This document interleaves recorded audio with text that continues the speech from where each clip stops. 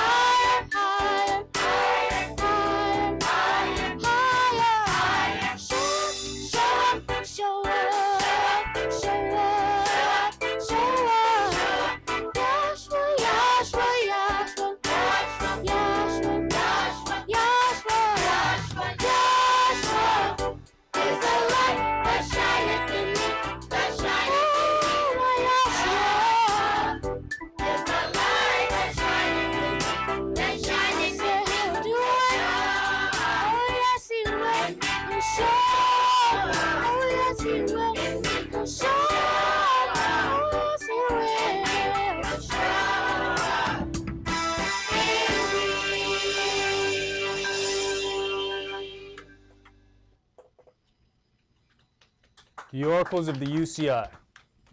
1 Peter chapter 4, verses 7 through 11. But the end of all things is at hand. Be you therefore sober, and watch unto prayer. And above all things have fervent love among yourselves, for love shall cover the multitude of sins. Use hospitality one to another without grudging. As every man has received the gift, even so minister the same one to another as good stewards of the manifold grace of Elohim. If any man speak, let him speak as the oracles of Elohim. If any man minister, let him do it as of the ability which Elohim gives, that Elohim in all things may be glorified through Yahshua the Mashiach, to whom be praise and dominion forever and ever. Amen. Ephesians chapter 4, verses 29 through chapter 5 and verse 4. Let no corrupt communication proceed out of your mouth, but that which is good to the use of edifying, that it may minister grace unto the hearers. And grieve not the Holy Spirit of Elohim, whereby you are sealed until the day of redemption. Let all bitterness and wrath and anger and clamor and evil speaking be put away from you with all malice. And be you kind one to another, tender-hearted, forgiving one another, even as Elohim for Yahshua's sake has forgiven you. Be you therefore followers of Elohim, as dear children, and walk in love, as the Mashiach also have loved us, and has given himself for us an offering and sacrifice to Elohim for a sweet-smelling savor. But fornication and all uncleanness or covetousness, let it not be once named among you as becomes saints. Neither filthiness, nor foolish talking, nor jesting, which are not convenient, but rather given of thanks. Ecclesiastes chapter 5, verses 1 and 2. Keep your foot when you go to the house of Elohim, and be more ready to hear than to give the sacrifice of fools, for they consider not that they do evil. Be not rash with your mouth, and let not your heart be hasty to utter anything before Elohim. For Elohim is in heaven, and you upon earth, therefore let your words be few. Exodus chapter 23, verses 20 and 21. Behold, I send an angel before you, to keep you in the way, and to bring you into the place which I have prepared. Beware of him, and obey his voice. Provoke him not, for he will not pardon your transgressions, for my name is in him. Revelations chapter 3, verses 20 through 22. Behold, I stand at the door and knock. If any man hear my voice and open the door, I will come into him and will sup with him, and he with me. To him that overcomes will I grant to sit with me in my throne, even as I have also overcame and am sat down with my Father in his throne. He that has an ear, let him hear what the Spirit says unto the churches. All right, when we examine the scriptures, we discover that the most precious gift of all is the gift of salvation. It is written that eyes have not seen, nor ears have heard the things that he has in store for those that love him. We must also understand that this precious gift came with a price. Israel, the son of Yah, entered into the body of Yahshua at baptism and was offered up for the sins of Israel and ultimately the world. When we examine the heart and intentions of the one who gave his life for us, we find it spotless, blameless, and in other words, sinless. Since we are purchased with a price, the ultimate price of life, it is amazing that today's televangelists teach that there is nothing needed of us to attain unto salvation. This erroneous doctrine allows many to stay in the corrupt mindset that they have always had, believing that there is nothing that is needed of them. This concept has corrupted the minds of believers and non-believers alike. Many who have come out of gross darkness still carry this erroneous doctrine in the back of their minds, and it causes them to put forth little effort in spiritual growth, as they believe they have already done enough. Let's begin today's sermon in Exodus chapter 35. Exodus chapter 35, and we're going to start at verse 4. And today's sermon is entitled, The Heart of the Giver.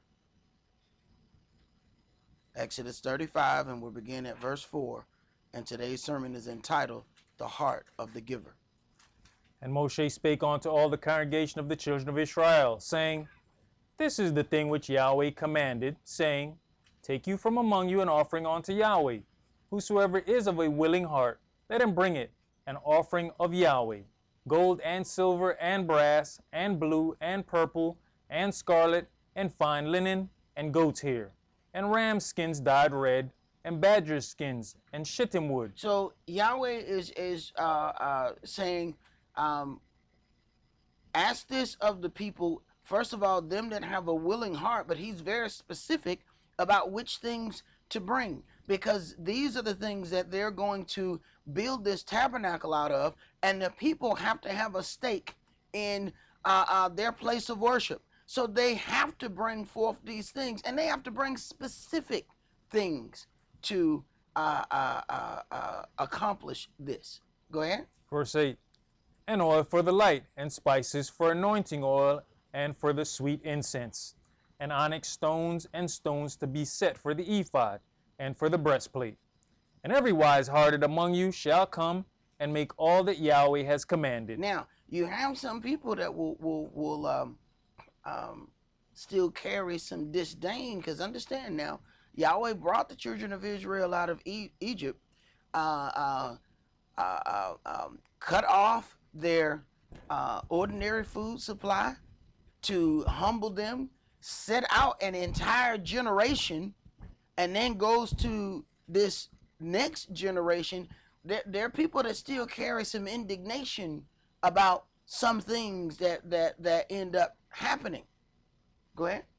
Verse 11, the tabernacle, his tent and his covering, his taches and his boards, his bars, his pillars and his sockets, the ark and the staves thereof, with the mercy seat and the veil of the covering. Right. Now, see, you have some people that would already be, especially in today's time, that we would already have a problem, because Yahweh is asking for specific things, because these things have to be done in a special way. You can't just do these things any old kind of way.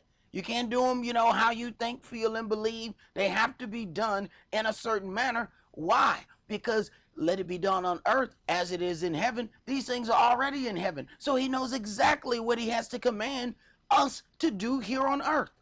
So we can't say, well, you know what, I'm going to throw a few pennies at it and then I'm going to be done. No. We need specific stuff. Do you want this to be holy? Well, then it has to be done a specific way. Go ahead. The table and his staves, and all his vessels, and the showbread, the candlestick also for the light, and his furniture, and his lamps, with the oil for the light, and the incense altar, and his staves, and the anointing oil, and the sweet incense, and the hanging for the door at the entering in of the tabernacle, the altar of burnt offering, with his brazen grate, his staves, and all his vessels, the laver and his foot, the hangings of the court, his pillars and their sockets, and the hanging for the door of the court, the pins of the tabernacle, and the pins of the court, and their cords, the cloths of service to do service in the holy place, the holy garments for Aaron the priest. Check that out. So even the people have to bring all of these things, even to make the clothing for the priests. Go ahead. And the garments of his sons to minister in the priest's office. And all the congregation of the children of Israel departed from the presence of Moshe. And they came, everyone whose heart stirred him up, and everyone whom his spirit made him willing. And they brought Yahweh's offering to the work of the tabernacle of the congregation, and for all his service, and for the holy garments. For all the service, for all the things that needed to be done, and for the holy garments. It says, and they came, everyone whose heart stirred him up. So if it wasn't in their heart to do it, Yahweh don't want it anyway. Go ahead. And also it says whose spirit was made willing. So don't bring it and then complain about it later. Exactly. Then it wasn't in your spirit to do it. You did it because you thought, well, other people say this supposed to be done. I see other people doing it, so I'll go ahead and bring something. But it wasn't in your heart to do it, because that would come forth out of your mouth came forth from your heart. So if it came out of your mouth with indignation, it wasn't in your spirit to do it in the first place. So why you do it? It's like them people that open the door for somebody, and then if they don't say thank you, they cuss them out. What the hell you open the door for? Oh, you didn't really open the door for that person. You opened the door so you can get some accolades. Go ahead. Thank you. You're welcome. I am a great one. Yes, I am. Right. Well, what if they don't say nothing? You still pissed off? You pissed off because they didn't say nothing? Well, then you didn't open the door for them. You opened the door for you. Go ahead, bro. Exodus chapter 35 and verse 22. And they came, both men and women, as many as were willing-hearted, and brought bracelets, and earrings, and rings, and tablets, all jewels of gold. And every man that offered an offering of gold unto Yahweh. And every man with whom was found blue, and purple, and scarlet, and fine linen, and goat's hair, and red skins of rams, and badger skins, brought them. Right. Now, the problem is, we kind of get accustomed and attached to stuff. The longer we have it, the more we get attached to it. No, this is my stuff. They always say, no, we got to build a tabernacle. No. I don't know, I already made some clothes for my kids with this stuff right here. And you'll find out where some of this stuff here, the bulk of this came from. Go ahead.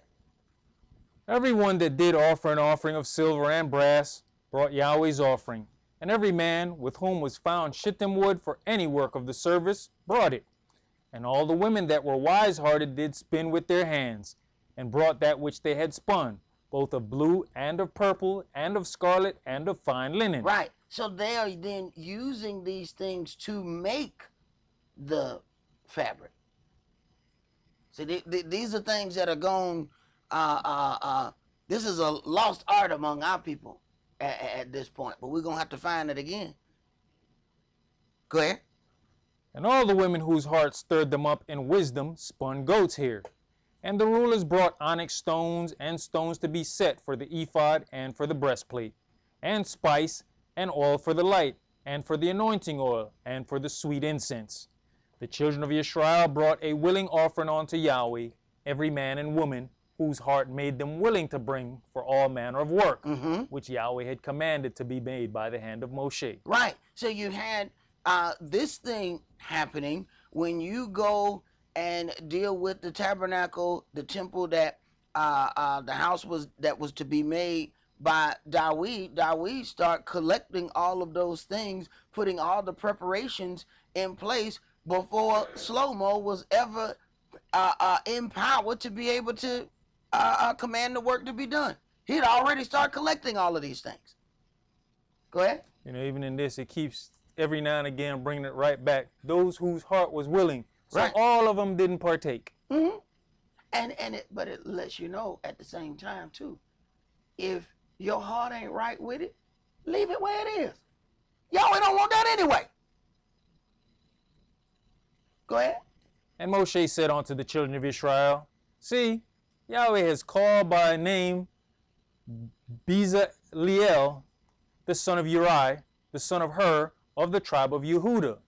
And he has filled him with the spirit of Elohim in wisdom, in understanding, and in the knowledge, and in all manner of workmanship, and to devise curious works, to work in gold, and in silver, and in brass. So he put in some the heart to bring the things, then in others he put in the heart and the spirit to be able to make these things.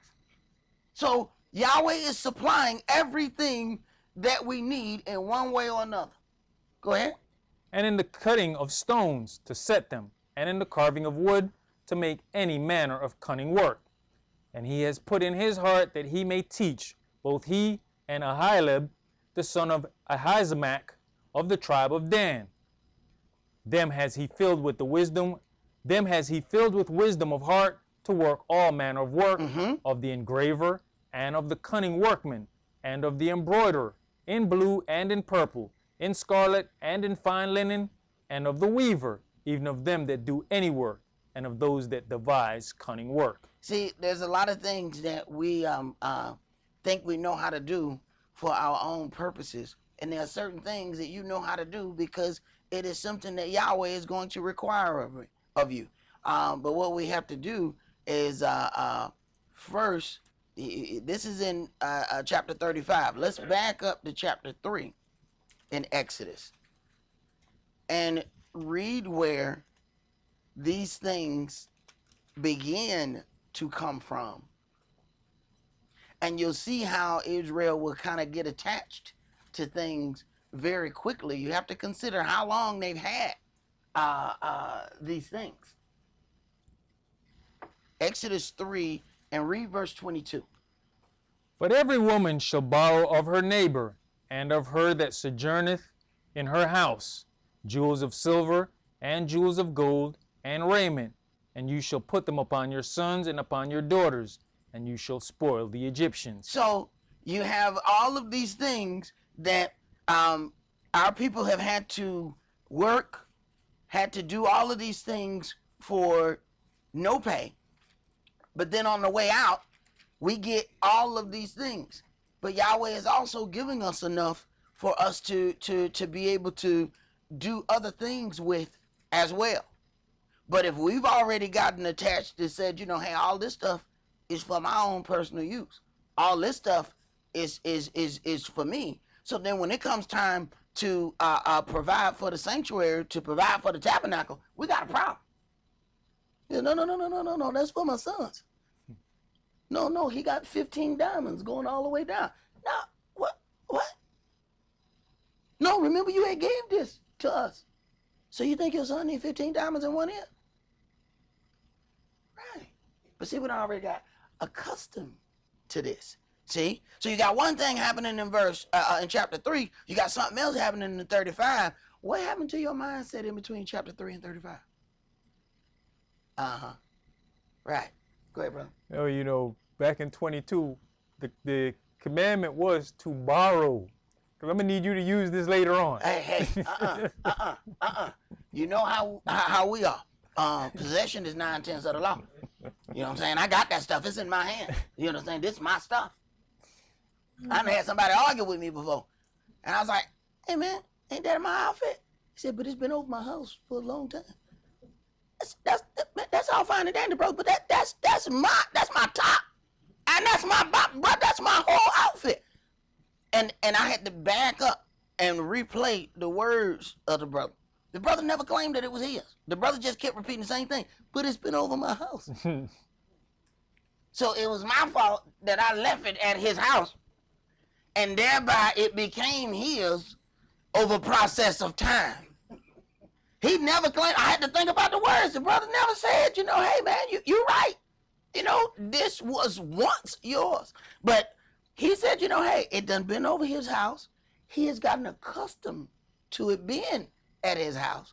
Thereby, it has now become his stuff. So now that is very interesting. I ended up letting the brother have it. You know, I thought it was interesting. Obviously, it was a learning thing for me. Let's go to Nehemiah chapter 13.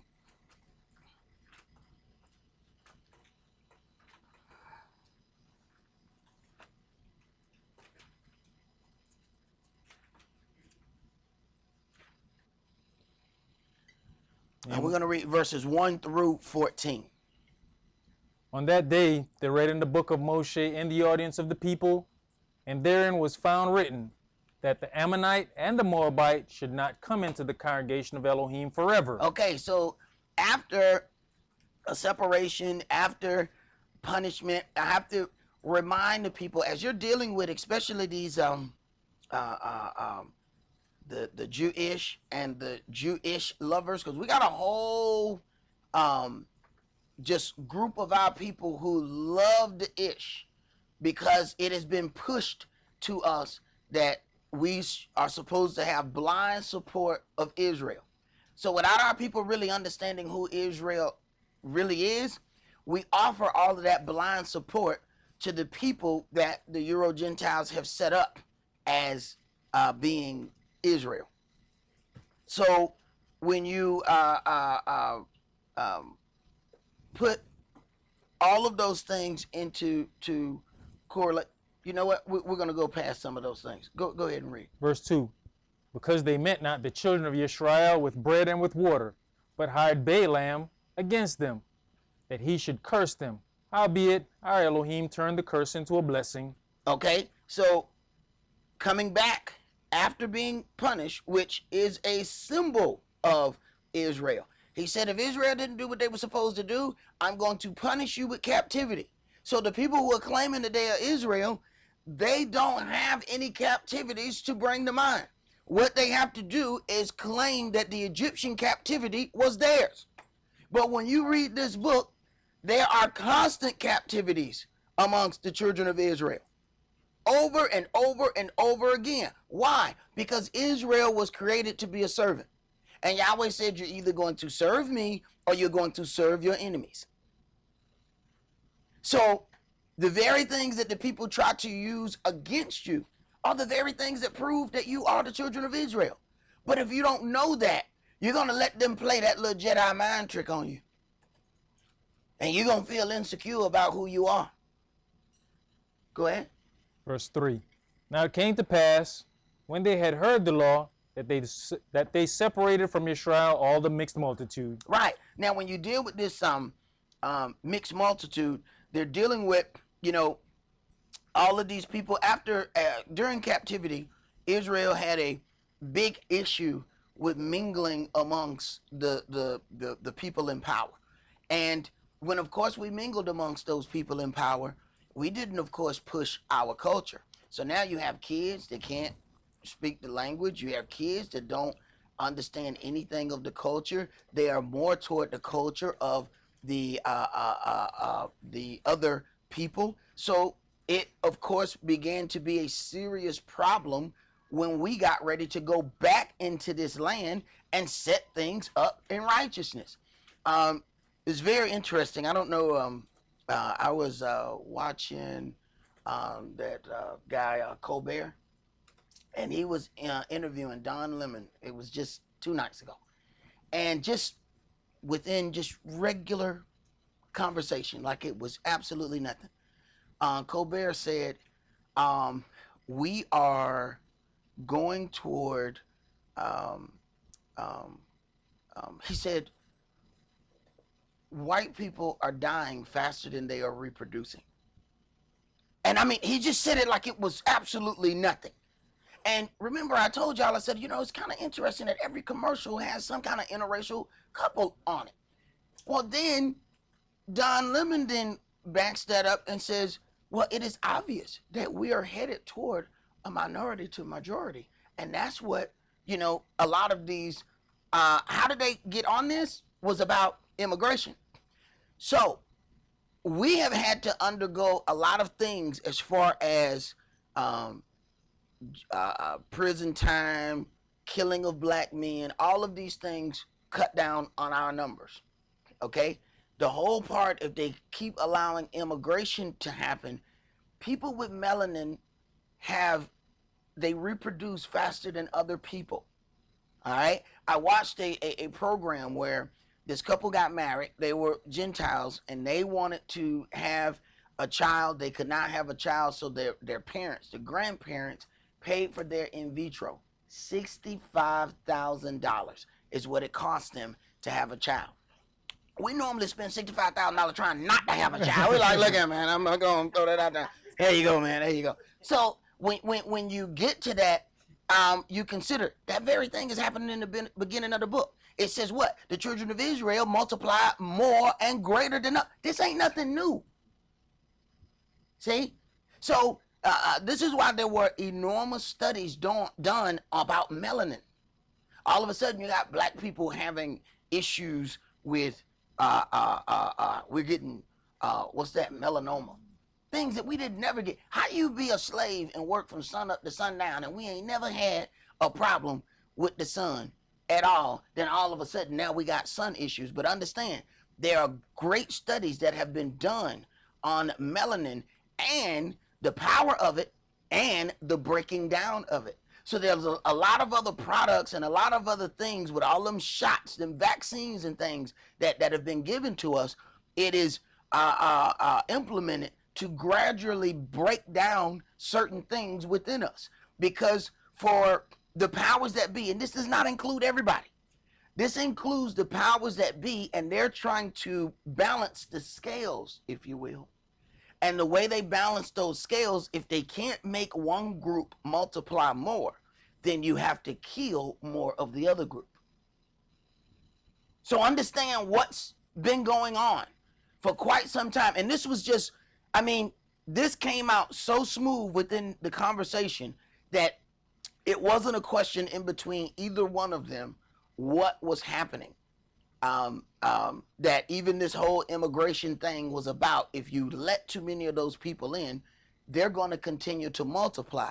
And they're already saying, this was Colbert, a Gentile, a white man, who said white people are not multiplying as fast as they are dying.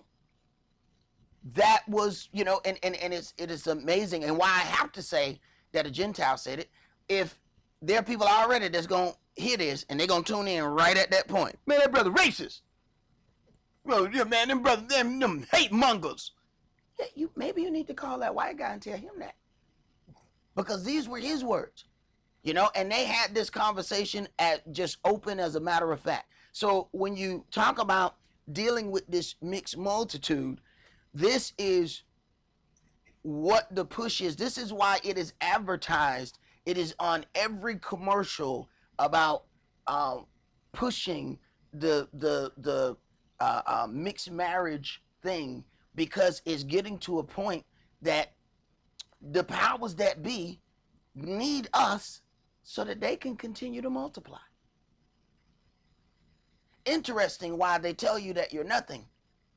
Why they tell you that you're this and you're that and you don't mean anything, but they need you to multiply and continue to place their seed upon the earth.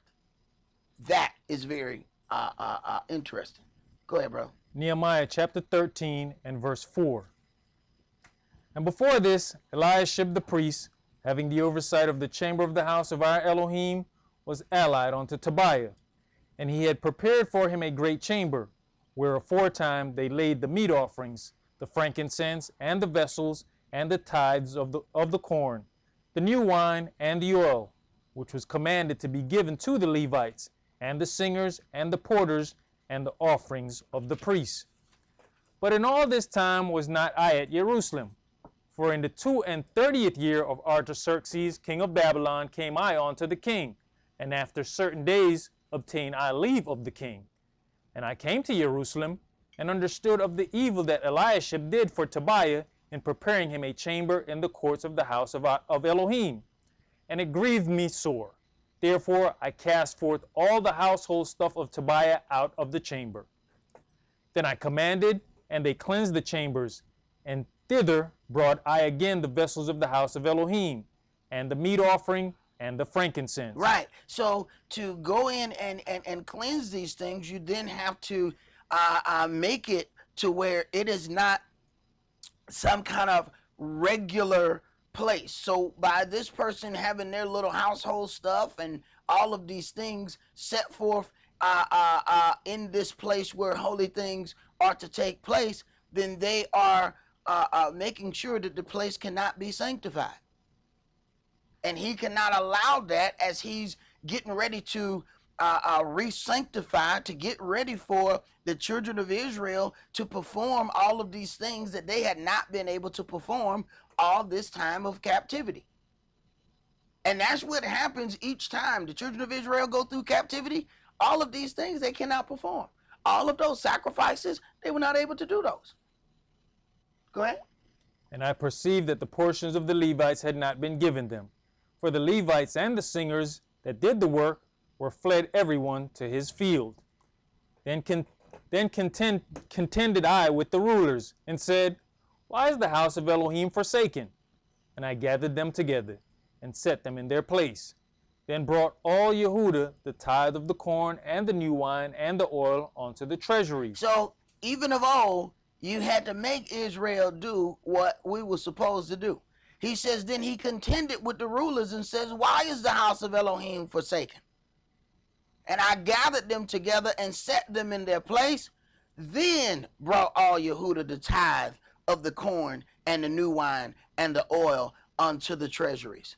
So they wouldn't do it on their own. They had to do it after they got scolded for not doing it. Go ahead.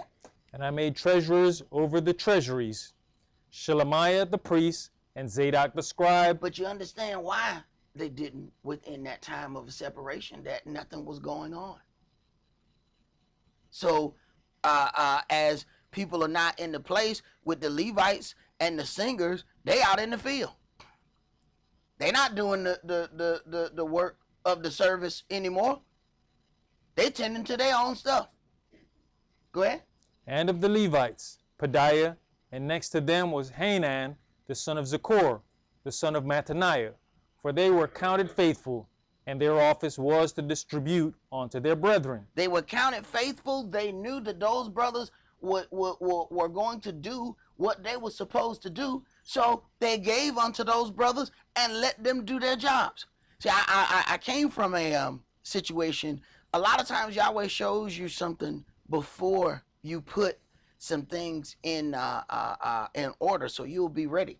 When my elder was teaching, there was a person that was over the offering, and we watched some really strange things go on there. The whole time that I was appointed head of the media department, I had to do the internet and all of these things to put the classes out, and the guy in charge of the money would not pay the internet bill. And he got all of the offerings in the church, but wouldn't pay the internet bill. As the media head, what was I going to do? Continue to not let my job get done and keep arguing about it? No, I paid the internet bill myself, and nobody even knew that I was paying it. And it actually ticked the person off when I did start paying it, because I was able to do my job without keep running back to them. But it let me know that there was a certain way that things were going to be done. When Yahweh pushed us to go and do our own thing, I knew that that wasn't never going to happen here. Said that ain't never going to happen. Go ahead. Verse 14. Remember me, O my Elohim, concerning this, and wipe not out my good deeds that I have done for the house of my Elohim and for the offices thereof. Remember me concerning this, and wipe not out my good deeds that I have done for the house of my Elohim. Let's go to 2 Samuel chapter 24.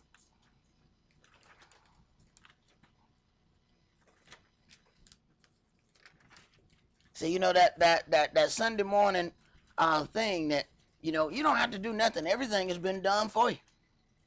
See, something wrong if you're trying to earn it. That's what they say.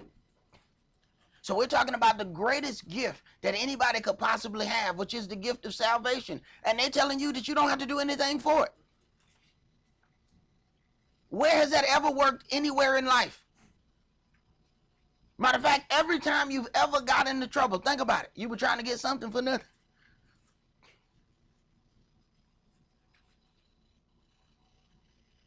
Trying to get a cheap DVD player from a dude off the street, end up buying you a nice, pretty box of rocks. Open it up. Wait a minute, man. Brother done sold me some rocks. He gone. Right. Trying to get something for nothing. 2 Samuel chapter 24, and let's read verses 15 through 25. So Yahweh sent a pestilence upon Yisrael from the morning even to the time appointed. And there died of the people from Dan even to Beersheba 70,000 men. Mm-hmm. And when the angel stretched out his hand upon Jerusalem to destroy it, Yahweh repented him of the evil, and said to the angel that destroyed the people, It is enough. Stay now your hand. And the angel of Yahweh was by the threshing place of Arnon the Jebusite. And David spake unto Yahweh. Now, consider something. Yahweh, things don't just happen. So is all of this killing, all of these things happen, and the angel of Yahweh stopped by the threshing place of Arnon the Jebusite. Yahweh is saying, all right, this is the place where my holiness is going to be set up. Right here where I stop killing. He don't just do stuff just to be doing stuff. Go ahead.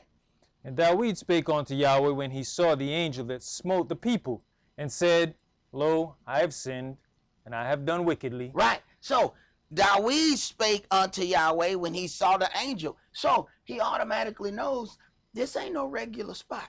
Why do I see the angel? And why did the angel stop right there? All right, that's the spot. See, there's certain things that happen a certain way for a reason. But if you just one of them, it's just a coincidence kind of people, you're not going to understand. Hey, man, he picking that place for you. You saw the angel and the destruction stop in the same place. Duh. Go ahead. But these sheep, what have they done?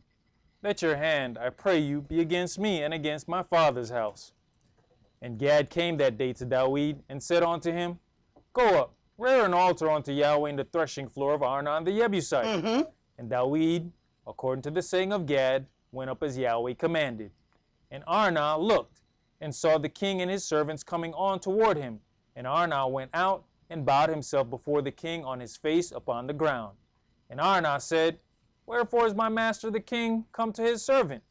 And Dawid said, To buy the threshing floor of you, to build an altar unto Yahweh, that the plague may be stayed from the people. And Araunah said unto Dawid, Let my master the king take and offer up what seemeth good unto him. Behold, here be oxen for burnt sacrifice, and threshing instruments and other instruments of the oxen for wood. Seems like a very good gesture. I'm going to give you this stuff. Go ahead. All these things, said Araunah, as a king give unto the king. And Araunah said unto the king, Yahweh your Elohim accept you. And the king said unto Araunah, No, but I will surely buy it of you at a price. Neither will I offer burnt offerings unto Yahweh my Elohim of that which does cost me nothing. If it doesn't cost me anything, there's a problem between me and my Elohim. See that, for it to be a sacrifice, it has to cost me something. If it doesn't cost me anything, it's not a sacrifice.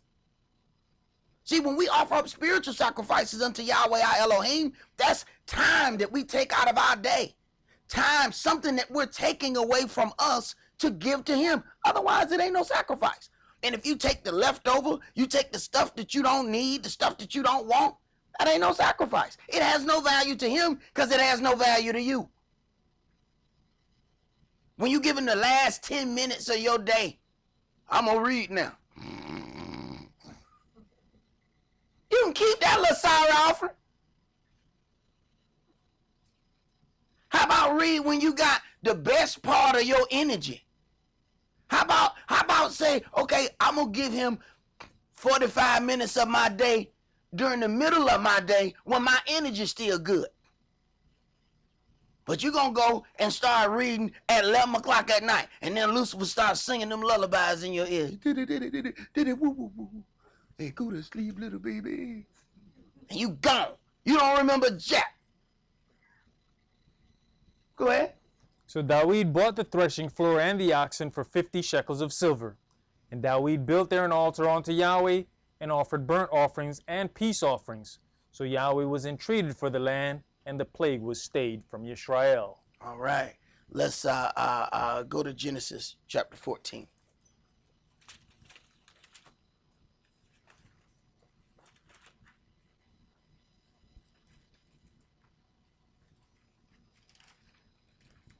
He says that which cost me nothing, I cannot offer unto my Elohim. Now, there's several things that he has to deal with within that concept, because you never know what that's going to turn into later. Remember what we read about Laban and his sons.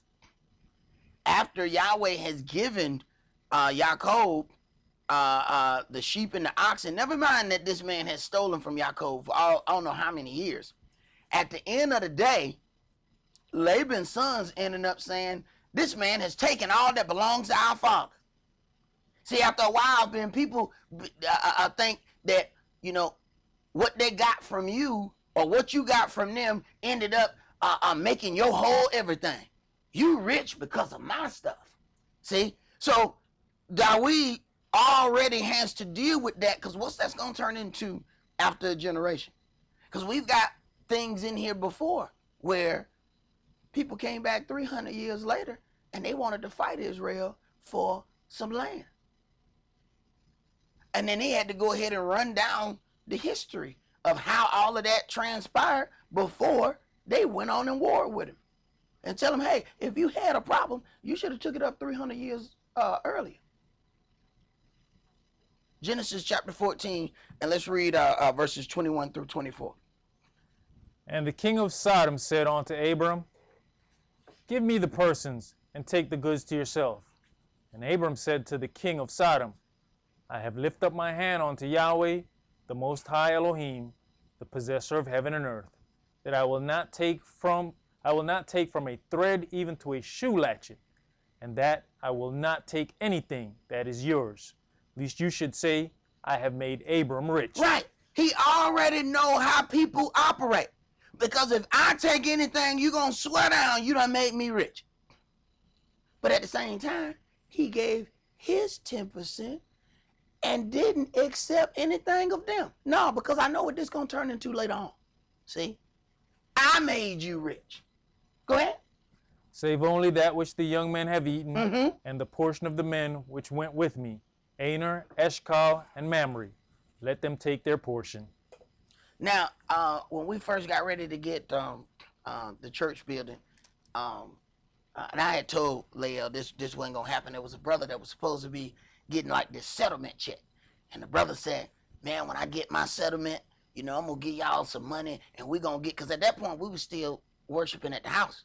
And we're going to, help get a church building. I looked over at Lael. I said, that ain't never going to happen. She said, why you say that? I said, and the brother was getting on the plane. He was going to meet with his lawyers, and boy, he was all happy. I told him, I said, he coming back empty-handed. She said, why you say that? I said, y'all, we're not going to let that dude give us no money. I said, if that dude give us some money to build this church, we ain't going to never hear the end of it. I said, no, that's not going to happen. A couple days later, the dude came back, and he was like, right here. I said, I told you, you ain't get that money. Y'all was like, I ain't finna let that dude build me no house.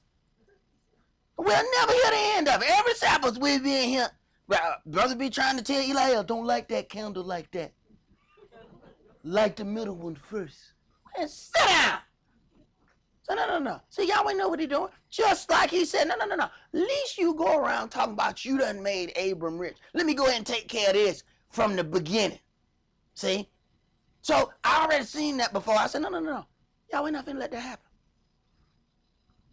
And just to show, he did not let it happen. Let's go to Matthew chapter 13.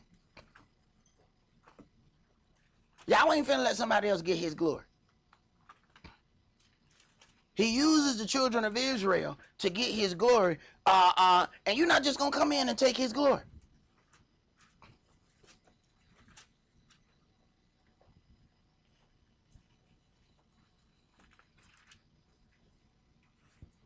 And Yahweh gets his glory in the most part when things are done by people who should not be able to do them. That's where he gets the most glory. So if it's somebody who has the money and has the this and the that to set something up, no. Ain't no whole bunch of glory in that. But when Yahweh take a little old bitty group who don't have no money, who don't have such and such, and provides a way for them, that's how he get his glory. Because then everybody keep walking around talking about, how they do that? How they do that? Right. When you have a bunch of slaves that come out of Egypt that end up defeating the most powerful kingdom on earth, that's what the pharaohs were during their time. The most powerful people on the earth, not the most powerful people in that land. They were the most powerful people on the earth during their reign.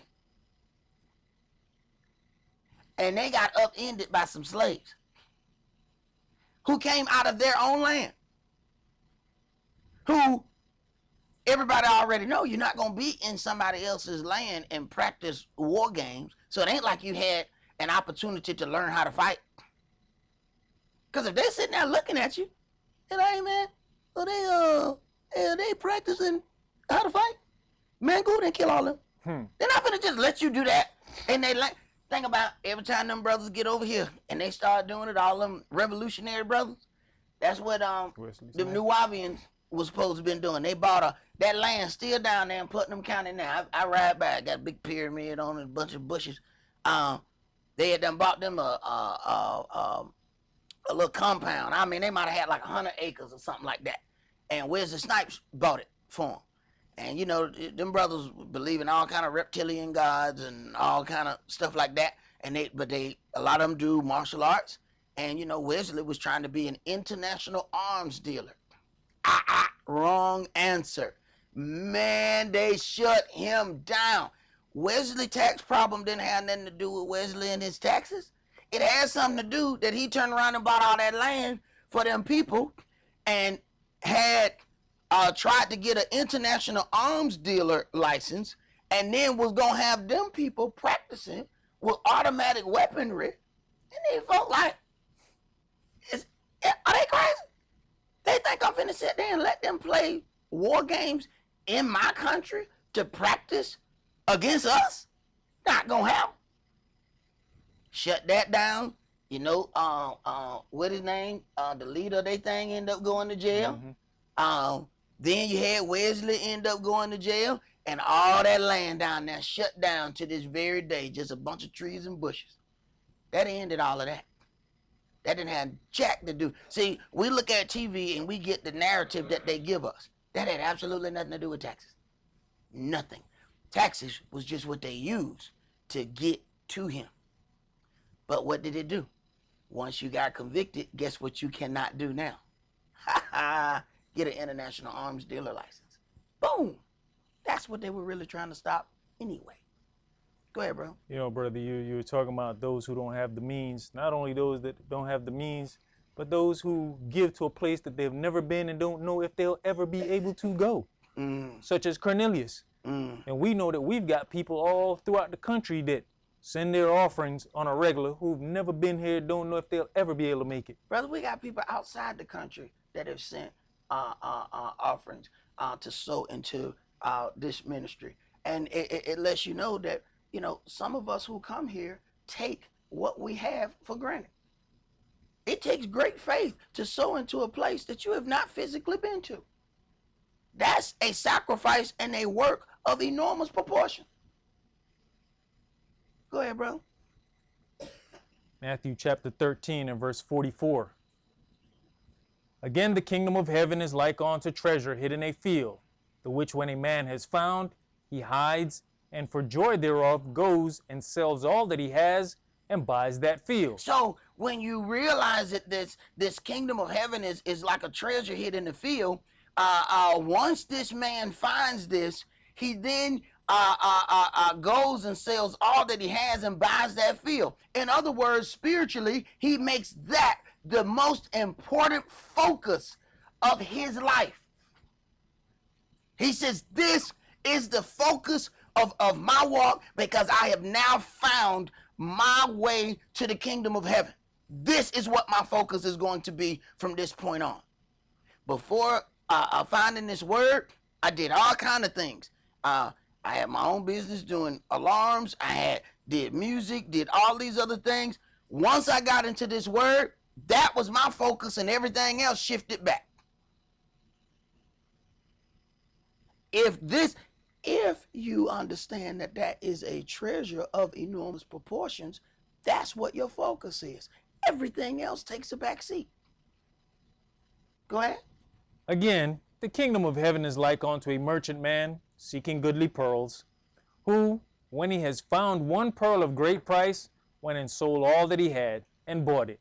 Because he knows that that one pearl is worth more than everything that he could possibly get. Go ahead. Again, the kingdom of heaven is like unto a net that was cast into the sea and gathered of every kind, which, when it was full, they drew to shore and sat down and gathered the good into vessels, but cast out the bad away. So shall it be at the end of the world. The angels shall come forth and sever the wicked from among the just, and shall cast them into the furnace of fire, and there shall be wailing and gnashing of teeth. All right, let's go to Matthew chapter 6.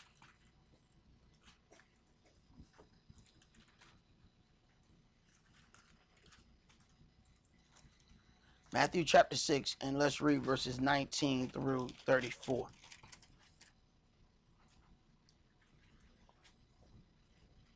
Verse 19. Lay not up for yourselves treasures upon earth, where moth and rust does corrupt, and where thieves break through and steal. But lay up for yourselves treasures in heaven, where neither moth nor rust does corrupt, and where thieves do not break through nor steal. But where your treasure is, there will your heart be also. Okay, so where you have stored up your treasure, that's where your heart is going to be. So we have to then make a decision on what it is we're going to deal with and how we're going to deal with it. So if we're storing up all our treasures here, we're going to have a problem. See, your works, your deeds for the kingdom of Yah, those are your treasures. So you have to look back at your spiritual account and see, what do you have on it? Like the brother mentioned, Cornelius. It says your alms have reached unto heaven. Wait a minute, man, they never been in the congregation. They wouldn't even let a Gentile come in there. So far, you talking about a Gentile that have given offerings to a place that not only they hadn't gone, a place that they probably couldn't go because the people will start trying to fight them. But your alms have been heard. So then there's a spiritual sacrifice on a totally different level. You have to then back up and ask yourself, what is on your spiritual account? Because it ain't nothing like, you done went to the bank before, you done been to the store before, and you got a bucket full of stuff, and you get up there in the front and they tell you, I'm sorry, that payment didn't go through. You got another way to pay. Huh? When you get that NSF, they say, oh, no, it's insufficient funds. What? Last thing you want to do is be caught at the gate of Yahweh, and they say, oh, no, we checked your spiritual account, and you got an NSF. Excuse me? No, you can't come in here. There ain't enough on your spiritual account to come in here. But, ain't no negotiation at the gate. Either you got something in the account, or you don't. So then the question then becomes, okay, how many deposits did you make? Huh? Let me see your deposit slips. What did you deposit spiritually in your spiritual account? And if you ain't got nothing, how you gonna withdraw something if you ain't deposited nothing? Now that's one issue. The next part is, have you set on fire the deposits that you did make? So you got two issues that you got to deal with when you talk about a spiritual account. The deposits and whether or not you've done something to burn those deposits up. Go ahead, bro. Matthew chapter 6 and verse 22. The light of the body is the eye. If therefore your eye be single, your whole body shall be full of light. But if your eye be evil, your whole body shall be full of darkness. If therefore the light that is in you be darkness, how great is that darkness? No man can serve two masters, for either he will hate the one and love the other, or else he will hold to the one and despise the other. You cannot serve Elohim and Mammon. Mm-hmm. Therefore I say unto you, take no thought for your life, what you shall eat, or what you shall drink, nor yet for your body, what you shall put on. Is not the life more than meat, and the body than raiment? Behold the fowls of the air, for they sow not, neither do they reap, nor gather into barns, yet your heavenly Father feeds them. Are you not much greater than they? Which of you, by taking thought, can add 1 cubit onto his stature? Mm-hmm. And why take you thought for raiment? Consider the lilies of the field, how they grow. They toil not, neither do they spin. And yet I say unto you, that even Shlomo in all his glory was not arrayed like one of these. Wherefore, if Elohim so clothe the grass of the field, which today is, and tomorrow is cast into the oven, shall he not much more clothe you, O you of little faith? Therefore take no thought, saying, what shall we eat? Or what shall we drink? Or wherewithal shall we be clothed? For after all these things do the Gentiles seek. For after all these things do the Gentiles seek. But do understand, we have been raised up in a Gentile-led society to the point that the majority of us think we are Gentiles. So if we believe that that's what we are physically, we also operate that same way mentally. Go ahead. For your heavenly Father knows that you have need of all these things. But seek you first the kingdom of Elohim. And do we do that? Do we seek first the kingdom of Elohim and then let Yahweh take care of the things concerning us? What we think is if we put all our time in dealing with our matters, then we'll take the leftover time and deal with Yahweh stuff. But I tried that method. It don't work. Because you know what? You spend all your time on your stuff and you find out it never gets completed the way you want it to get completed. I mean, you work and you save and you do this and you do that and you look up and it's still wide open as it ever was before. It look like you barely getting it. You get a little bit taken care of and then get set back a little bit more. Get a little bit taken care of and get a little bit set back. Right. The adversary toying with you. So they're going to spend all their day chasing their tail. And they never going to catch you. Go ahead. Verse 33. But seek you first the kingdom of Elohim and his righteousness, and all things shall be added unto you. Right. All these things shall be added unto you. So while you taking care of Yahweh's business, you go about and all of a sudden some things are provided for you. And you say, that looks interesting. Go after that. Boom. That was the stuff you was seeking over here. But Yahweh says, look, the things that you're seeking, they on my path. Take care of my path, and that stuff that you see over there on the right, I got it on this different path over here on the left. But you got to take care of my business on the way to doing that. Go ahead. Take therefore no thought for the morrow, for the morrow shall take thought for the things of itself. Sufficient unto the day is the evil thereof. All right. Let's go to our 1 Corinthians chapter 3.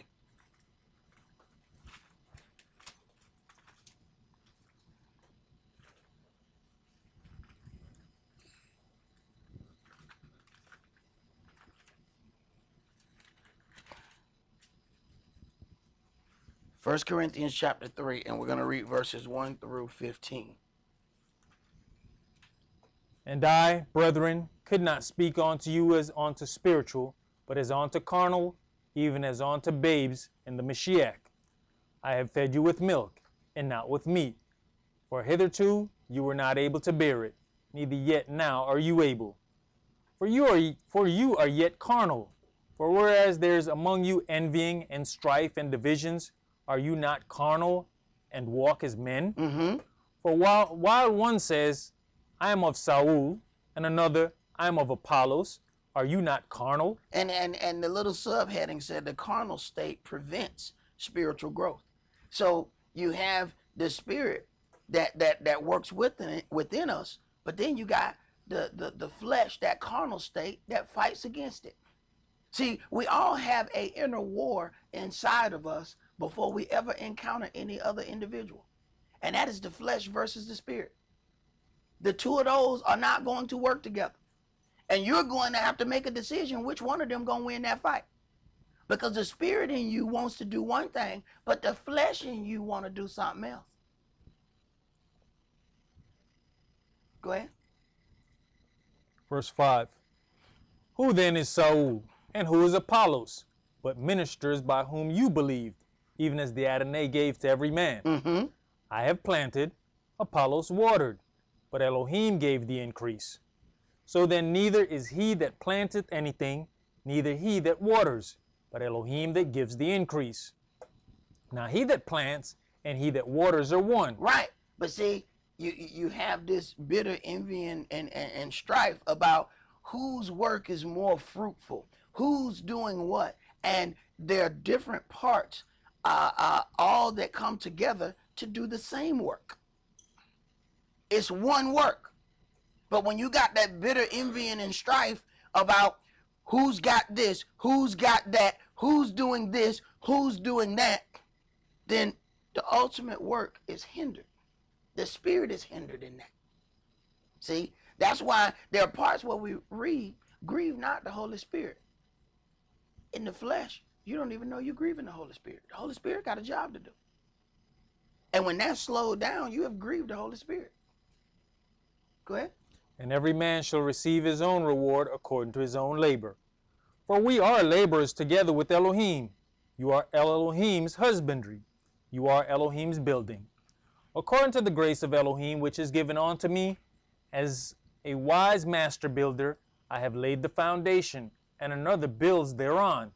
But let every man take heed how he builds thereupon. So then you have to ask yourself, how are you building upon the foundation that Yahshua has laid? Because you're going to have to answer for how you build on that foundation. You're going to have to answer for that. Go ahead. For other foundation can no man lay than that is laid, which is Yahshua the Mashiach.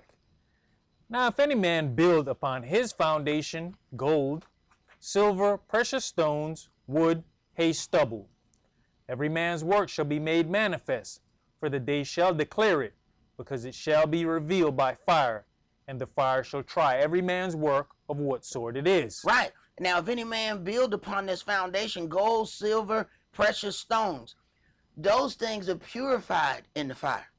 Wood, hay, and stubble is consumed in the fire. So you have to ask yourself, is your work of precious metal? Because fire don't devour it. It looked like it's burnt up. You put that polishing cloth on it, and it's shinier than it's ever was. It was purified in the fire. But if your works are wood, hay, and stubble, there ain't going to be nothing left after you get put in the fire. Go ahead. If any man's work abide which he has built thereupon, he shall receive a reward. Right, if it abide the fire. Is it still left over after we put it on fire? If not, you ain't got nothing on your account. Go ahead. If any man's work shall be burnt, he shall suffer loss. But he himself shall be saved, yet so as by fire. Yet so as by fire. Go ahead. That's it. That's it. Let's go to Revelation chapter 3.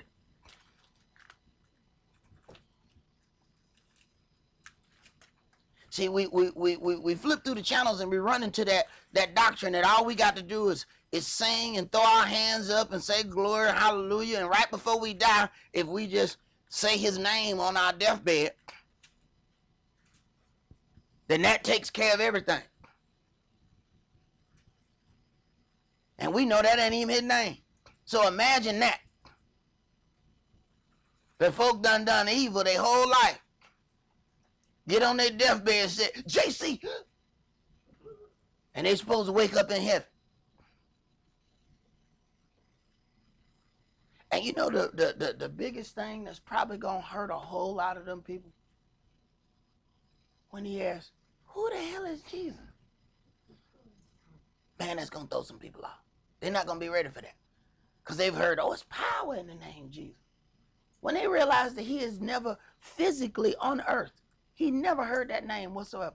That name didn't pop up to 1,600 years later. Imagine the look on some people's face when he said, consider what it says. Get away from me, you worker of lawlessness. I never knew you.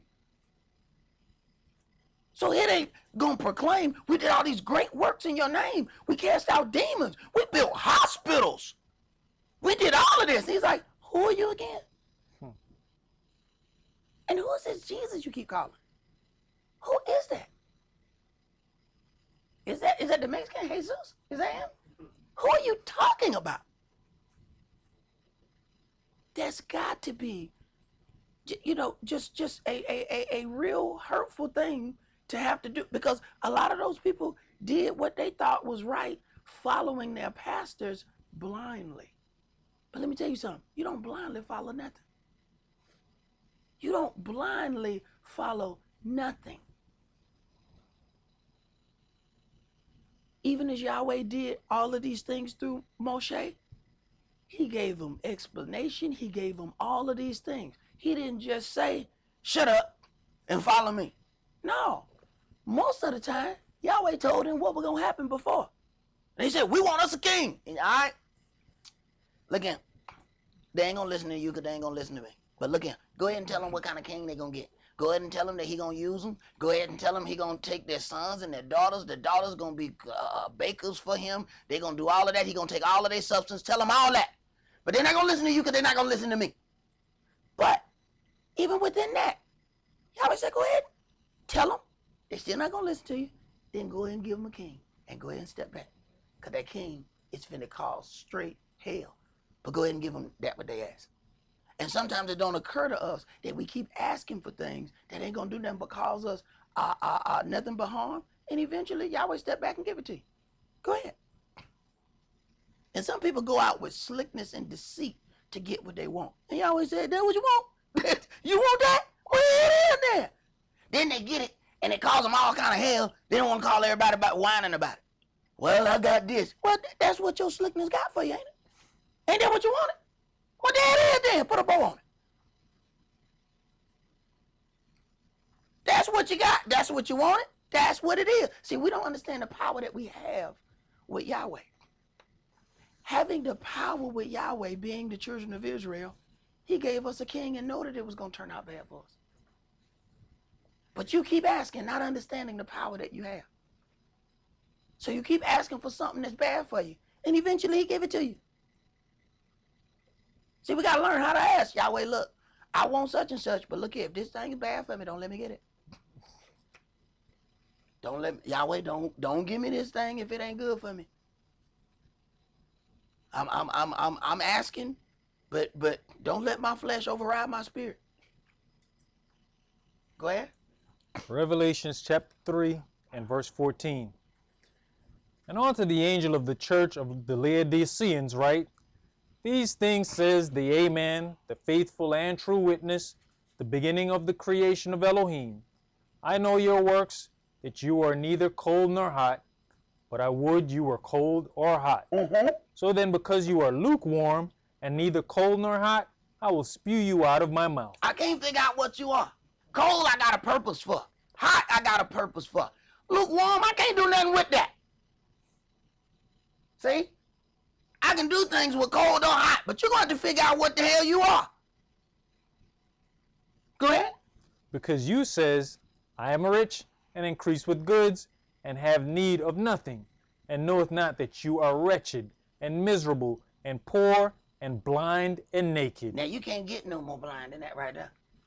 That you see one thing, but something else is altogether going on with inside of you. Go ahead. I counsel you to buy of me gold tried in the fire, that you mayest be rich. I counsel you to buy of me gold tried in the fire. If it's tried in the fire, it's pure. All the impurities have been burnt off of it. That's what being tried in the fire does. That's what we're supposed to be. See, if Yahweh puts us in the fire and there ain't nothing left of us, we have no spirit left, then I'm sorry to tell you, but you was wood, hail, stubble. Because precious metals don't burn up. Go ahead. And white raiment, that you may be clothed, and that the shame of your nakedness do not appear, and anoint your eyes with eye salve, that you mayest see. As many as I love, I rebuke and chasten. Be zealous, therefore, and repent. Check that out. As many as I love, I rebuke. Now, that throws people off. Because you see people doing evil and don't nothing happen to them. And then what do? We get upset. Well, how they getting there? They able to do evil, and then I tried to do evil. I got locked up immediately. Right? Because Yahweh loves you. That's why you got locked up immediately. He was like, stop that. Well, why you ain't tell him stop that? He was like, because that's not my child. That's one of Lucifer's children. Let him discipline his own children. I don't discipline them. You don't just go to a park and see kids doing something stupid and go whoop them kids. You don't go to jail. You can't go and them ain't your kids. You can't discipline somebody else's kids.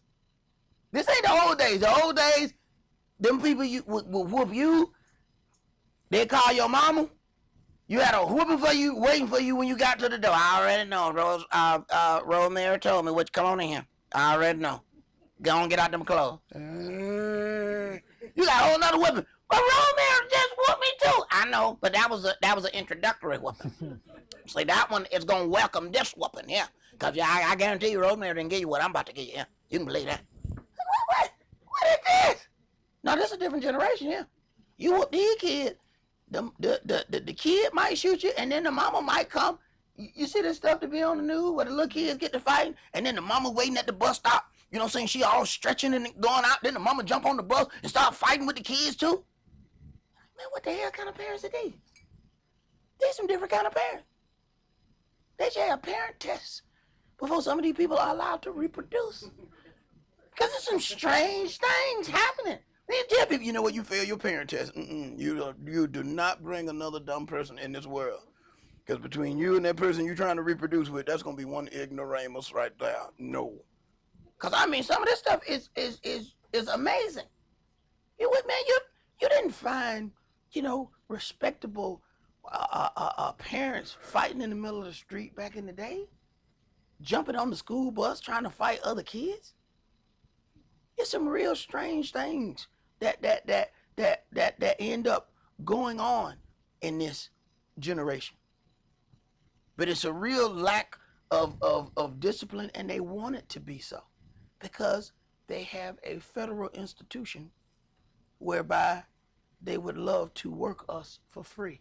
So they don't want you to discipline your children because they got an institution to discipline them. And in that institution, they will be working for 25 cents per hour. So the prison is the new legal slavery. And it wasn't even developed in its entirety until we were freed from slavery. So it was created for us. But then they show us these numbers on television like there's so much crime amongst black people and in black areas. Yeah, they made it that way. Because that's the new way to work the people for free. You got brothers in prison doing some horrible labor that they should be getting serious money for. And some of them get hurt so bad that their brothers, especially in some of those small towns, in a small town where I lived by my when I stayed with my grandmama for a little while, there's some brothers that went to prison down there, got hurt. They got out of prison and have a check for the rest of their life. Why? Because they got hurt working for 25 cents an hour, doing some stuff they had no business doing. But the prison system was getting all that money. So the same jobs that the brothers can't get out here on the street, they go to prison and end up working for all these Fortune 500 companies. That's legalized slavery. Go ahead, bro. Revelations chapter 3 and verse 20. Behold, I stand at the door and knock. If any man hear my voice and open the door, I will come into him and will sup with him, and he with me. To him that overcomes will I grant to sit with me in my throne, even as I have also overcame and am sat down with my Father in his throne. To him that overcomes. I think we forget that we have something that we have to overcome. To him that overcomes will I grant to sit with me in my throne, even as I also overcame and am sat down with my Father in his throne. Go ahead. He that has an ear, let him hear what the Spirit says unto the churches. All right, let's go to James chapter 2. 1308.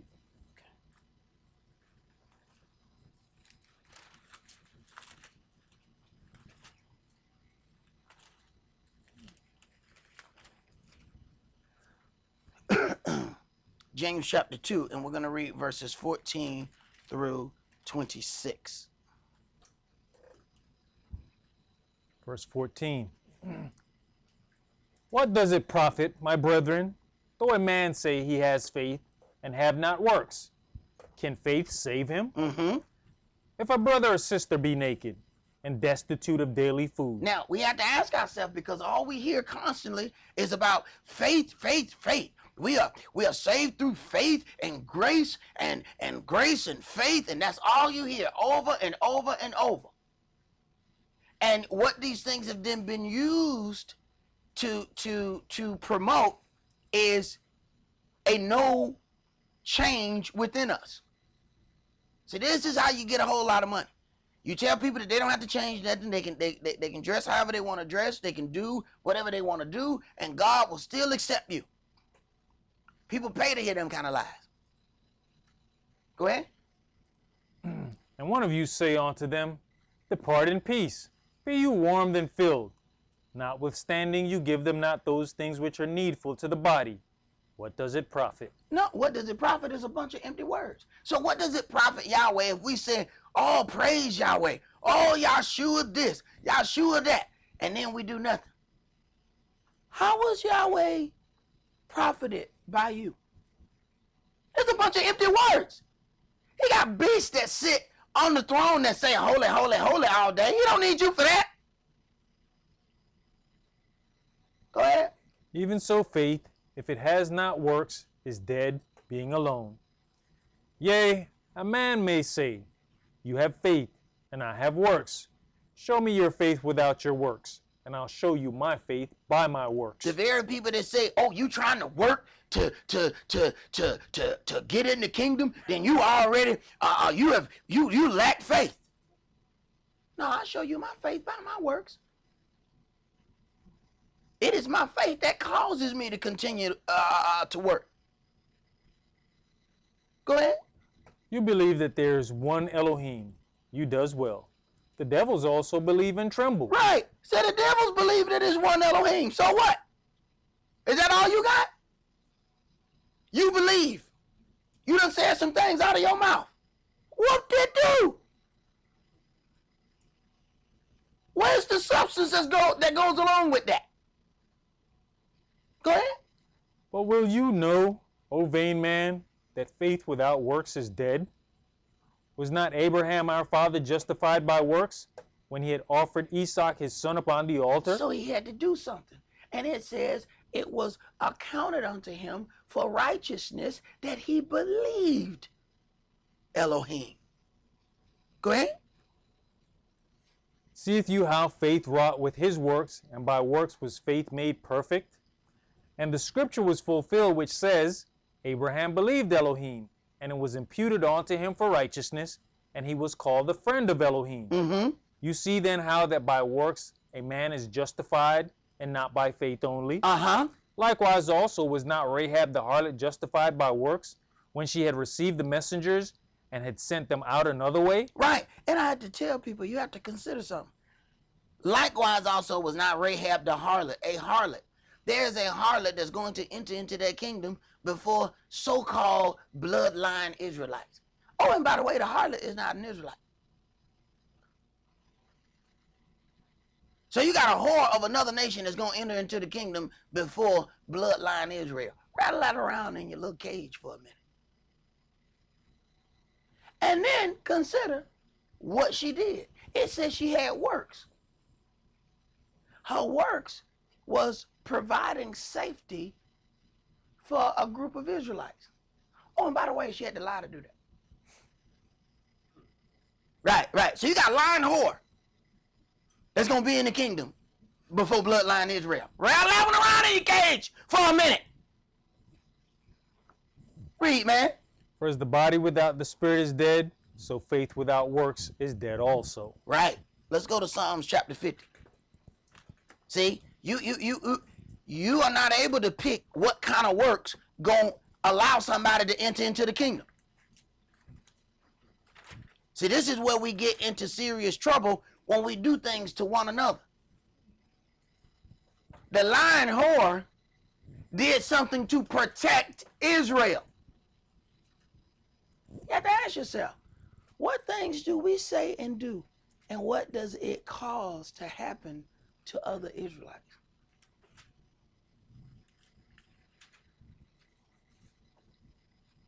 Psalms chapter 50, and let's read verses 1 through 23. Verse 1. El Shaddai, even Yahweh, has spoken, and called the earth from the rising of the sun unto the going down thereof.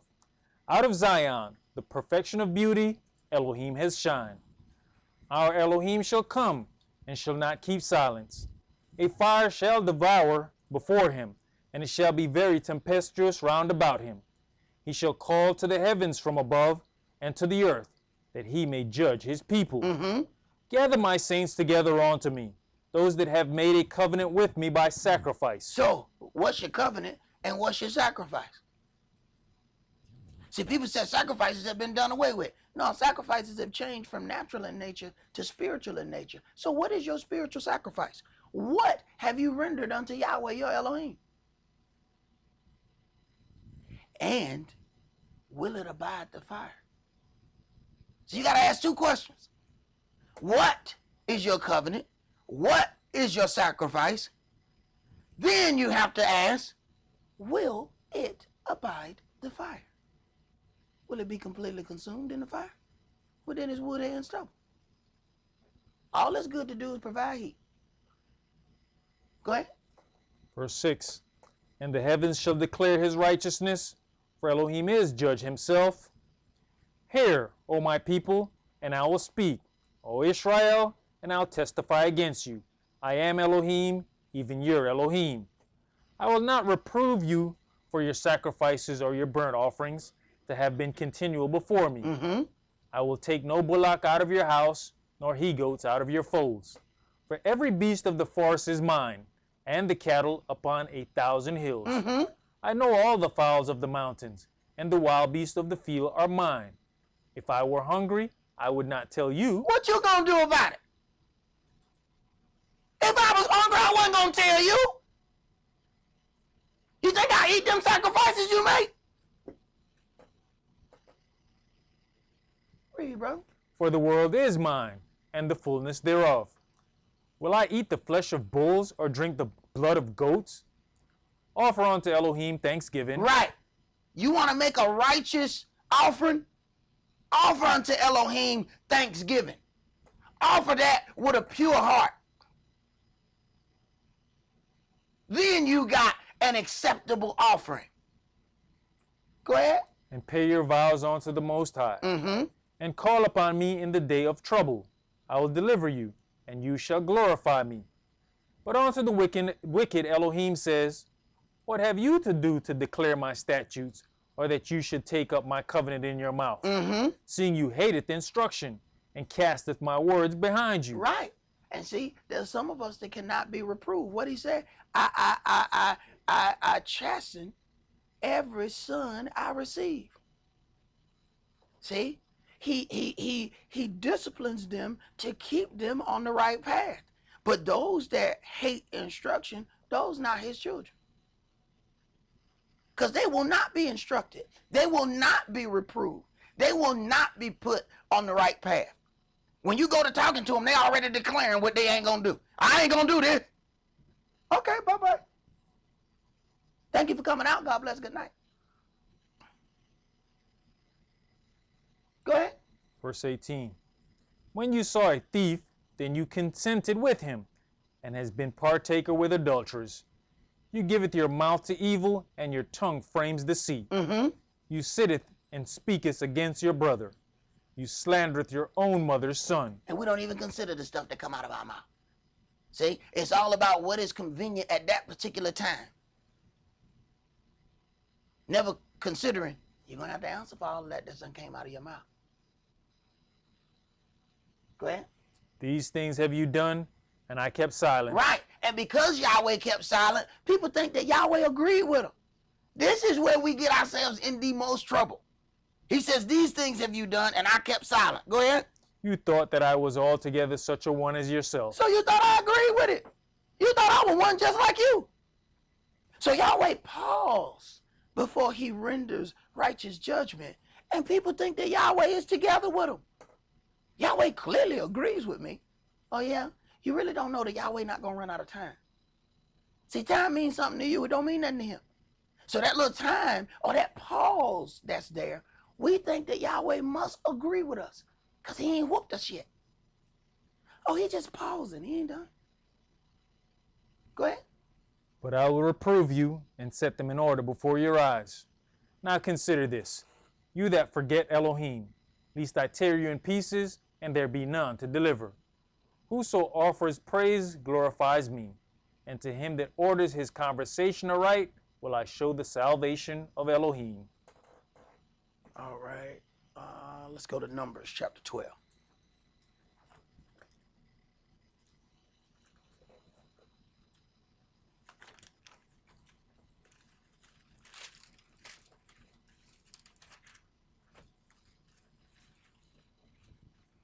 Numbers chapter 12, and let's read verses 1 through 15. Verse 1. And Miriam and Aaron spake against Moshe because of the Ethiopian woman whom he had married, for he had married an Ethiopian woman. Now, you have to consider the trials and tribulations that Moshe had to endure to be in the position to stand in the breach for the children of Israel. We're talking about somebody who was forced out of Egypt. First of all, he was made to grow up in an Egyptian household. That was not his choosing. That was not his decision. And then trying to take up for one of the children of Israel, he was then forced out of that house. So who knows what kind of affiliations, because hey, at this point, he's a grown man, okay? So he's a grown man. You don't know what kind of covenants or whether or not he had already had a woman there or what had happened, but he was grown. So consider that when he's forced out, because he's forced out by himself. So now you have this issue that Miriam and Aaron spake against Moshe because he had married an Ethiopian woman. This is not the woman that he married when he ran out of there was a Midianite woman. Okay, that's who he had the kids by. But you have to consider what was already there when he ran out of Egypt. See, we don't know when we talk about that whole kingdom of Egypt, it encompasses all that area of Ethiopia. All of that was that Egyptian kingdom. It was them and others a part of that Egyptian rule. And all we got to do is go back to Genesis 10 and start going back through those names, and we find out that they come out of the sons of Ham. Go ahead. Verse 2.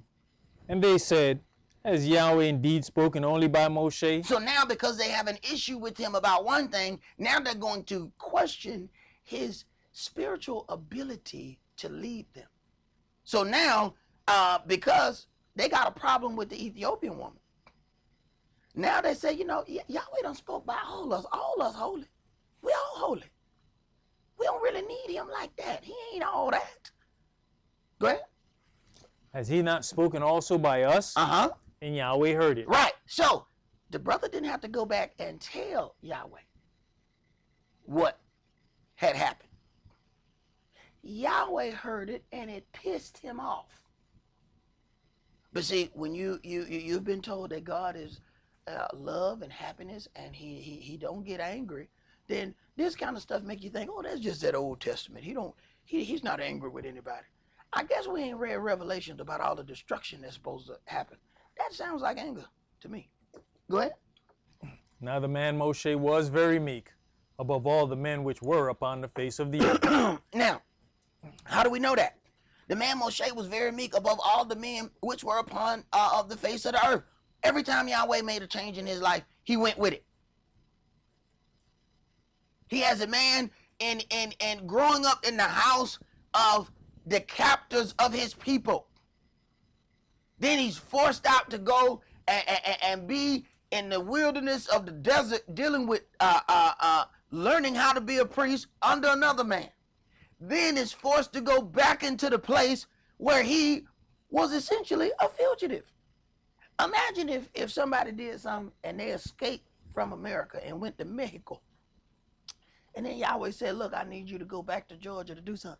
You do know I ran out of there. I'm a fugitive. Yeah, I know. I need you to go back into Georgia.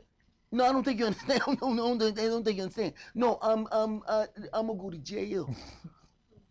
Yeah, I know you're gonna go to jail if you go back. So he'll take this stick with you. This stick? You want a stick? They got prisons over there. You want me to take a stick? Do it turn into an AK-47? I mean, what is this stick gonna do? Right, take the stick with you. I'm a fugitive. Right. Meek above all the other people on the earth. So yeah, he hesitated a little bit. He was a little afraid, but you would be too.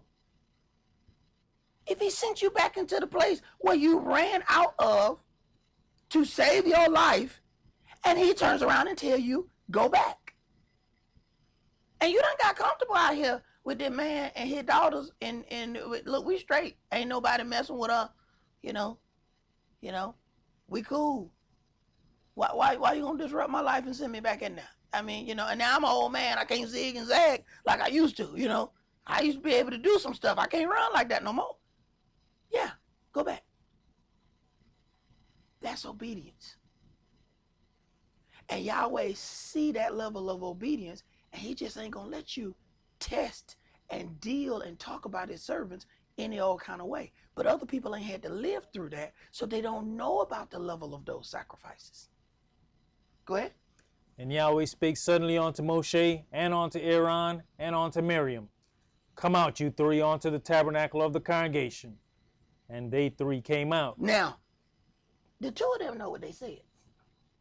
Imagine Moshe. Come out, you three. Like, what I got to do? I didn't do what? You sound angry.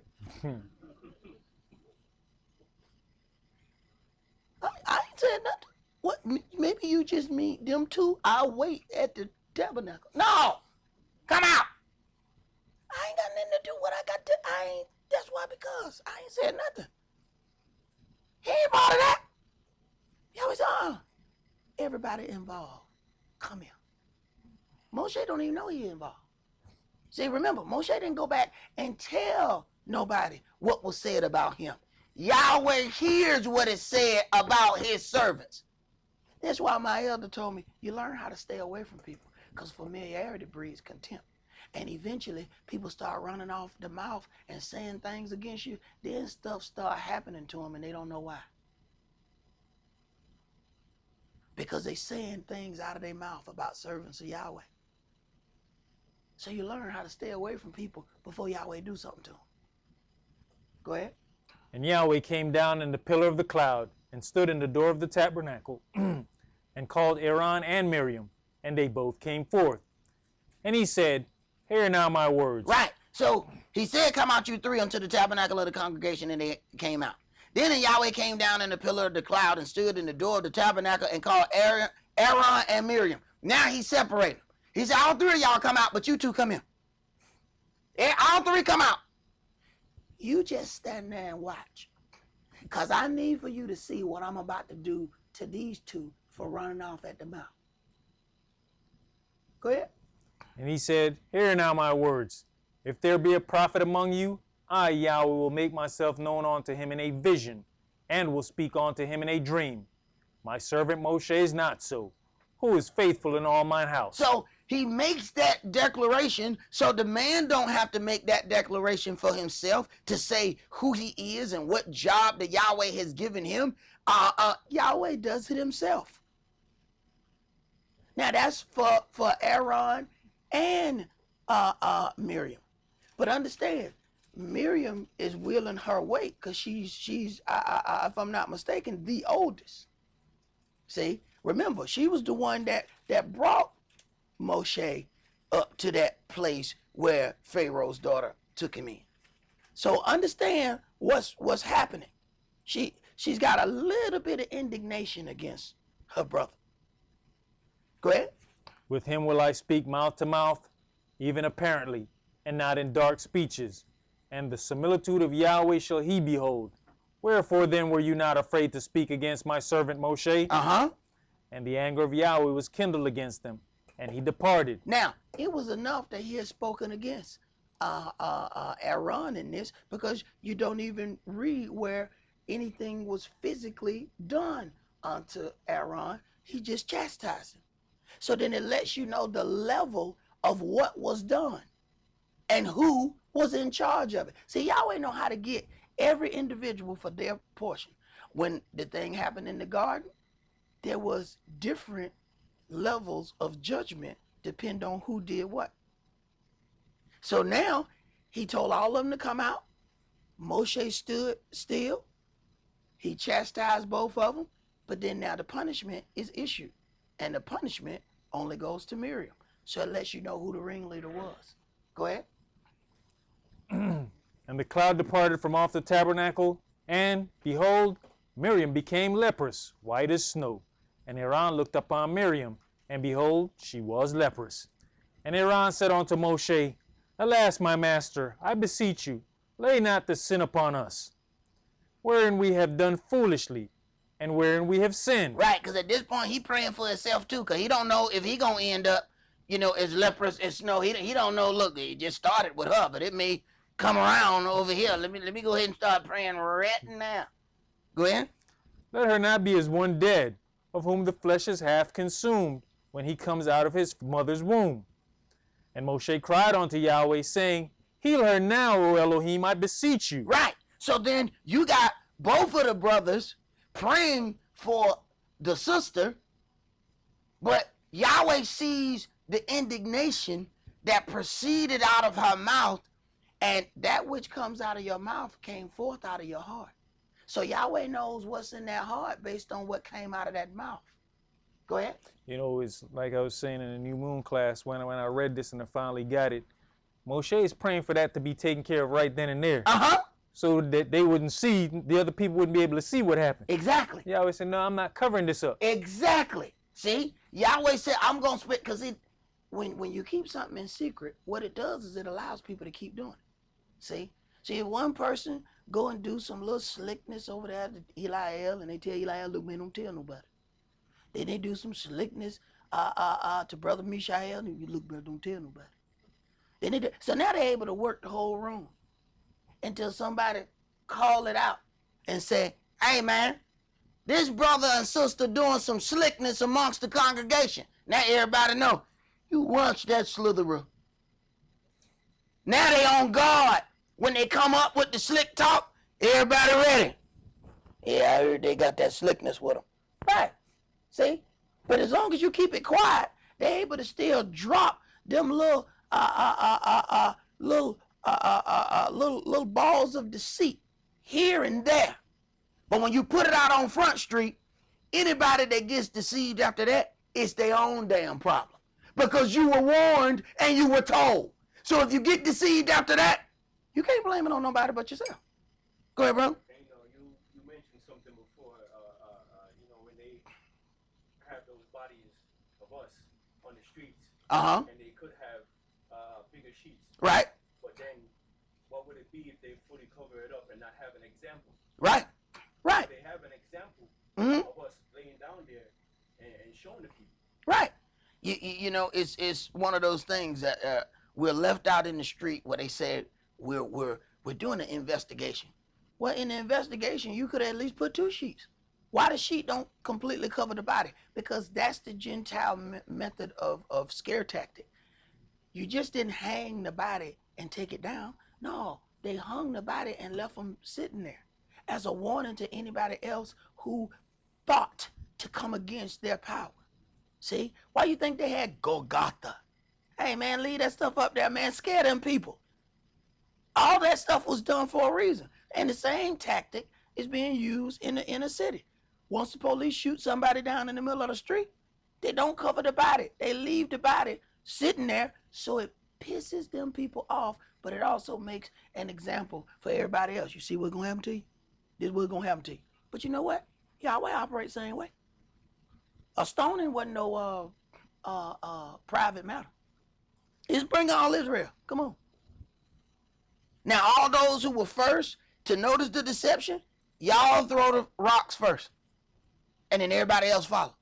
No, that was a public event. So that everybody know, hey, man, I ain't doing that. Whatever that was he did, I ain't doing that right now. That's going to take care of that business. Because even when we hear of people going to, they get the death penalty, we don't ever see them get put to death. We just hear it. See, in the olden days, all of that stuff was public. See, but now they say, okay, well, we can't show that stuff no more. Yahweh said, no, I'm gonna let you see every last bit of it. Because once you see it and it gets seared into that brain, you gonna know, I'm not doing that no more. You see somebody steal, and then you see they arm get cut off, they're gonna take care of the business right there. That's gonna be, every time you think about taking something that don't belong to you, you're gonna be thinking, I will never be able to wear a bracelet again. It'll just fall right off. No, they're going to take care of that business right there. Go ahead. Verse 14, Numbers chapter 12 and verse 14. And Yahweh said unto Moshe, if her father had but spit in her face, should she not be ashamed 7 days? Right. Let her be shut out from the camp 7 days, and after that, let her be received in again. Right. Let everybody know in this separation that she done opened her mouth and said some things that she shouldn't have said out of it. Let her be separated so people can understand. That way, the rest of the people will know, hey, we might want to be careful on what we let come out of our mouth. But that still ain't enough for Israel. Let's go to Numbers chapter 16.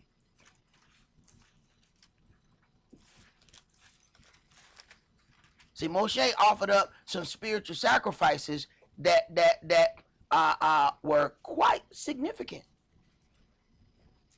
We're talking about the one that stands in the breach for the children of Israel, saying, please, if you're going to destroy them, destroy me. Yahweh said, step aside, man. I'm going to kill every last one of them, and I'll build a nation out of you. And he stands in the breach for them. And they are constantly running off at the mouth against him. Constantly. Every time you turn around, they got something to say about it. What made you prince over us? Who you think you are? Right. He the only reason they living. Number 16. Let's start that at verse 1. Now Korah, the son of Izhar, the son of Kohath, the son of Levi, and Dathan and Abiram, the sons of Eliab, and On, the son of Peleth, sons of Reuben, took men.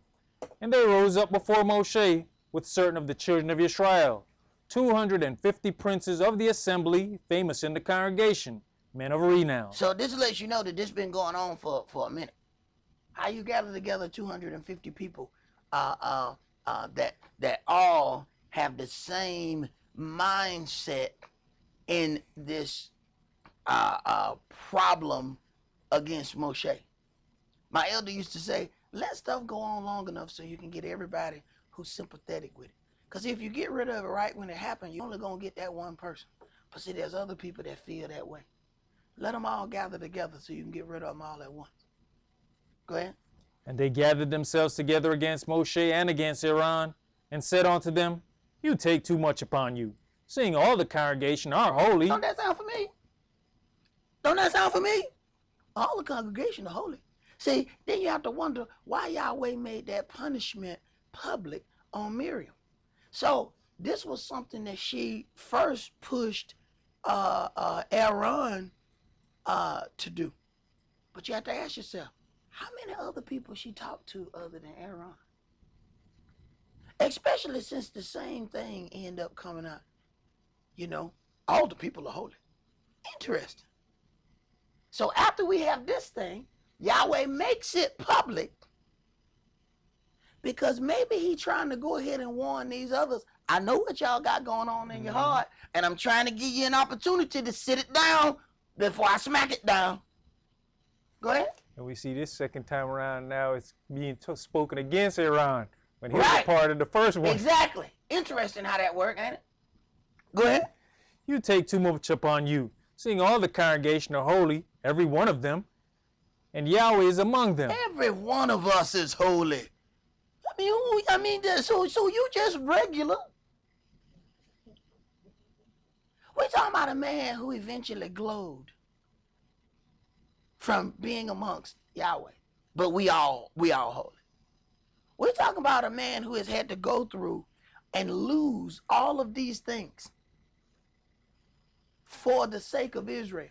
But every last one of us holy. Interesting. Go ahead. Wherefore then lift you up yourselves above the congregation of Yahweh. Now, he lifted himself up. This is the accusation. You have made. See, you understand why Abram in the beginning said, man, I ain't going to take not one dime from you. At least you say I made Abram rich. He said, you lift yourself up. Oh, so Yahweh didn't lift me up? Oh, I lifted myself up. Interesting. Read. And when Moshe heard it, he fell upon his face. And he spake unto Korah and unto all his company, saying, even tomorrow Yahweh will show you who are his, and who is holy. Right, because they say everybody holy. Remember?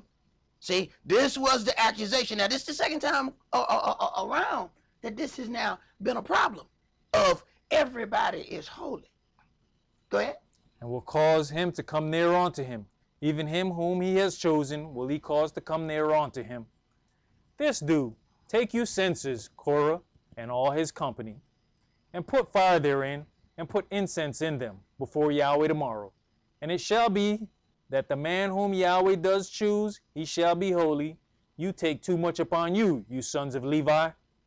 And Moshe said unto Korah, hear, I pray you, you sons of Levi, seemeth it but a small thing unto you, that the Elohim of Israel has separated you from the congregation of Israel, to bring you near to himself to do the service of the tabernacle of Yahweh, and to stand before the congregation to minister unto them? Right. Have you taken it as a light thing that you have been given a service to do amongst Israel?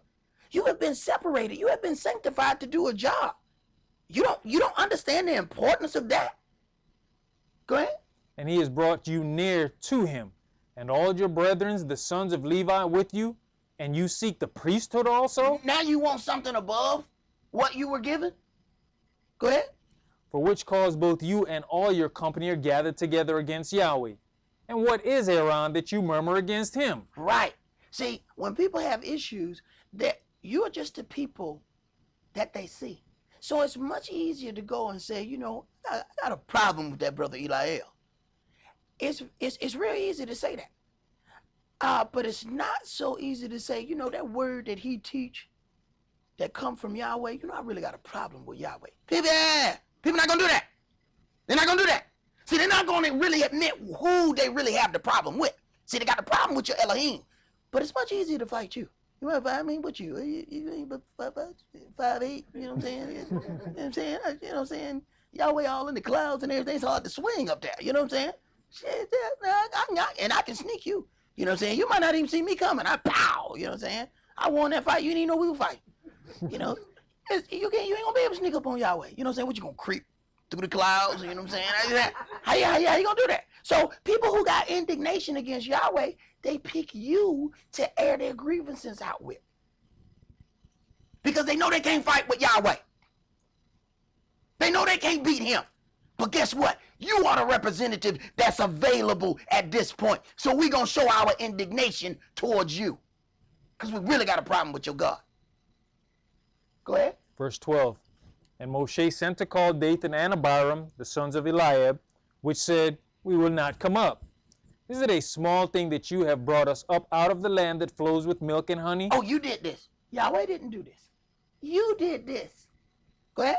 To kill us in the wilderness, except you make yourself altogether a prince over us? Hey, the accusation getting pretty strong.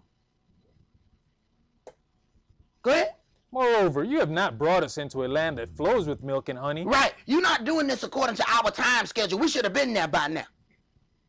Now, Yahweh is the reason why you ain't in that land of milk and honey. Because y'all are so disobedient. Yahweh is the one that's holding us back from going in. It was an 11-day journey. 11 days turned into 40 years. The distance wasn't the problem. The mindset was. Go ahead. Or given us inheritance of fields and vineyards? Will you put out the eyes of these men? We will not come up. And Moshe was very angry and said unto Yahweh, respect not you their offering. Right. Let me tell you something. Yahweh allowed people to come against you so that they can end up causing judgment to come against themselves, and they don't even know it. So now Moshe is pushed to go to a place where he says, respect not their offering. They have then ticked him off, and they don't understand the power of his words. Go ahead. Respect not you their offering. I have not taken one ass from them, neither have I hurt one of them. Right. Letting it know, letting it be known, hey, they haven't, they have no claim against me whatsoever. Their issue with me is not with me. Go ahead. And Moshe said unto Korah, be you and all your company before Yahweh, you and they, and Aaron tomorrow, and take every man his censer, and put incense in them, and bring you before Yahweh every man his censer, 250 censers, you also and Aaron, each of you his censer. And they took every man his censer, and put fire in them, and laid incense thereon, and stood in the door of the tabernacle of the congregation with Moshe and Aaron. And Korah gathered all the congregation against them unto the door of the tabernacle of the congregation. And the glory of Yahweh appeared unto all the congregation. And Yahweh spake unto Moshe and unto Aaron, saying, separate yourselves from among this congregation, that I may consume them in a moment. And they fell upon their faces, and said, O Elohim, the Elohim of the spirits of all flesh, shall one man sin, and will you be angry with all the congregation? Right. Now, when somebody come against us, and then Yahweh comes to offer judgment, and Yahweh then says he's about to deal with the congregation, they start praying for the congregation. But will we be so mad and Yahweh say, step aside that I may, devour this congregation? Yeah, Yahweh, you get them. Get every let burn them up, Yahweh. Let that fire come down from heaven and burn them up.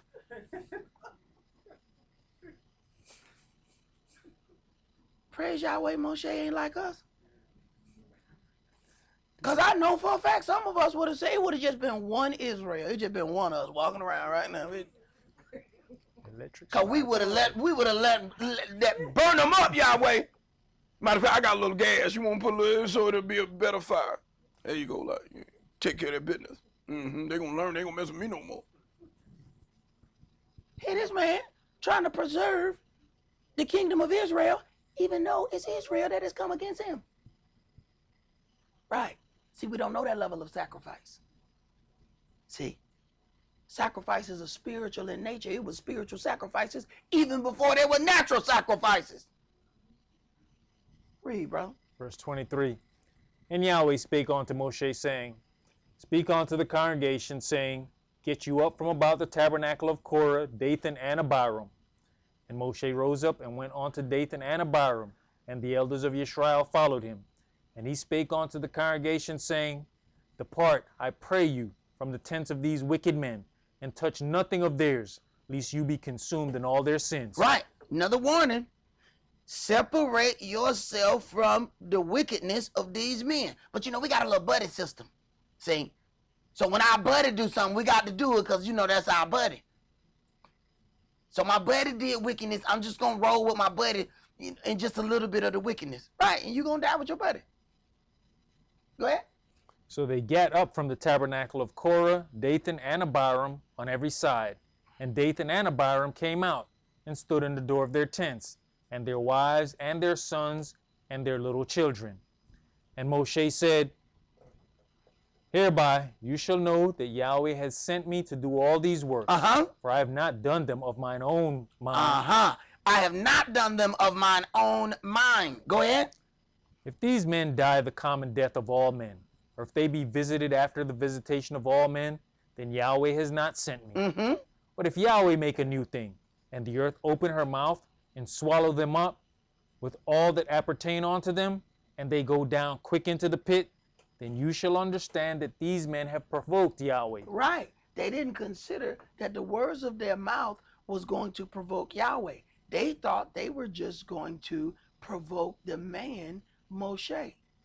But they didn't understand that man has a job, and he stands in representation of Yahweh. So when you uttered those words against him, you uttered those words against Yahweh.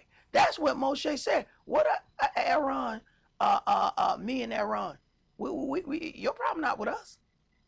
No, you got indignation against the lawgiver. Go ahead. The same way they spoke against Moshe, Moshe now speaks exactly what's going to happen to them. But what did he say in the beginning? See, this is the part that we kind of forget. Moshe says, I can't speak well. Yahweh said, man, here come your brother Aaron. He can speak well. You be as a God to him, and he shall be your prophet. Right. Then they say, you have made yourself a prince over us. No, really, I'm a God over you. No, actually, you kind of brought me down a little bit. I mean, I got a little bit more power than that, you know what I'm saying? Go ahead, bro. Verse 31. And it came to pass, as he had made an end of speaking all these words, that the ground clave asunder that was under them. And the earth opened her mouth and swallowed them up, and their houses, and all the men that appertained unto Korah, and all their goods. They and all that appertained to them went down alive into the pit. Everything that didn't separate itself. See, here is where a decision is made. You got men, women, and children. You have people that have an opportunity to say, well, I'm going to go down with the house. I'm gonna go down with the ship because I'm married. We have been one, so we're gonna go down in this pit together. Then there's some people that say, you know what, you gotta go down that damn pit by yourself. I love you, smooches, but I'm out. See, it comes a time that people got to make a decision. Either we gonna burn up together, One of us gonna live to tell the story. And I personally think I tell good damn stories. So I nominate myself to keep living. So I'm not going with you. But we married. Hated it. Not going. Read, man. And the earth closed upon them, and they perished from among the congregation. And all Israel that were round about them fled at the cry of them. For they said, Lest the earth swallow us up also. See, that's when people learn right there. See, when the ground opened up and eat up some people, now they out now. But it already said, get away from these people. What's going to happen?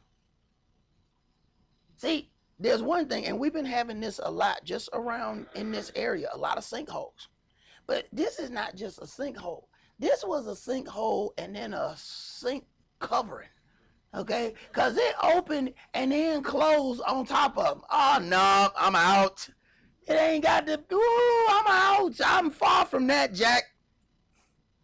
A sinkhole in itself is scary enough because they can't figure out why there are sinkholes, what's happening, and there are huge sinkholes that are just opening up in strange places. But Yahweh said, no. It's going to be a sinkhole, and then it's going to cover, which essentially still could mean that the hole is still there. Because when you think about that hole that they had in Florida, it sucked up that man's house, but they couldn't never find the house. They could never find the man. All you saw was more dirt. And every time they put dirt in the hole, they go back, and the hole done went down some more. Go ahead. And there came out a fire from Yahweh and consumed the 250 men that offered incense. Right. Well, what happened? They became a sacrifice. See, what happens? The part of the sacrifice that is due to Yahweh is burnt up completely because it's the fire of Yahweh that consumes it. So when they put themselves in the part of offering, they didn't understand. The fire consumes the offering. They got consumed in the fire of Yahweh. Go ahead. That was it. That was it right there. Let's go to Matthew chapter 25.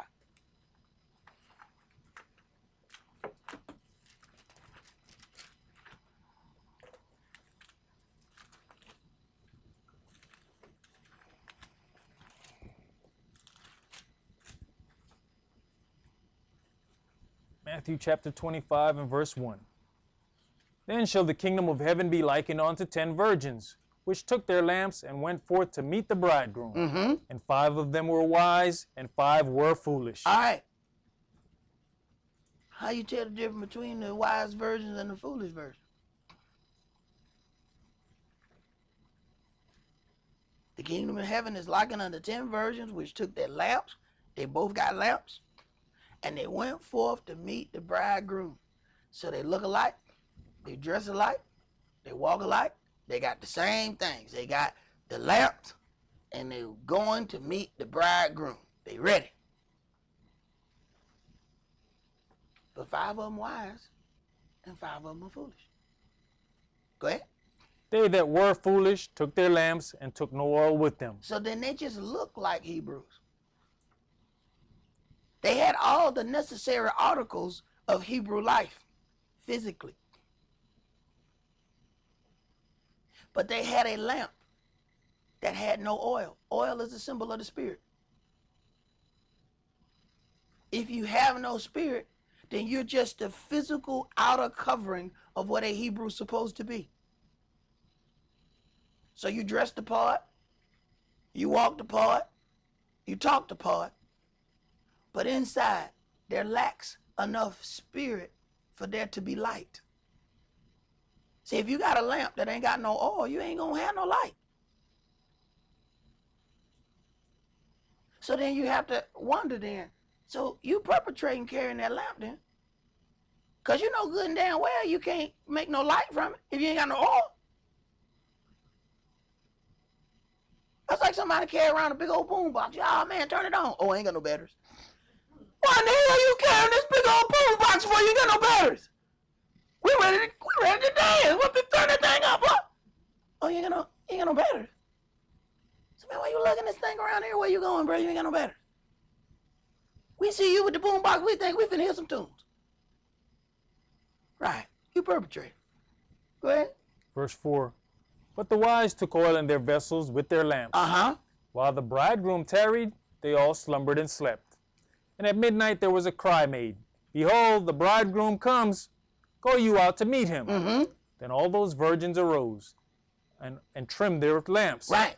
At midnight was the cry made. So the bridegroom understands he's waiting to the darkest of night so that he can prove the difference between the wise and the foolish. And that's all you need to prove the wise, to separate the wise from the foolish.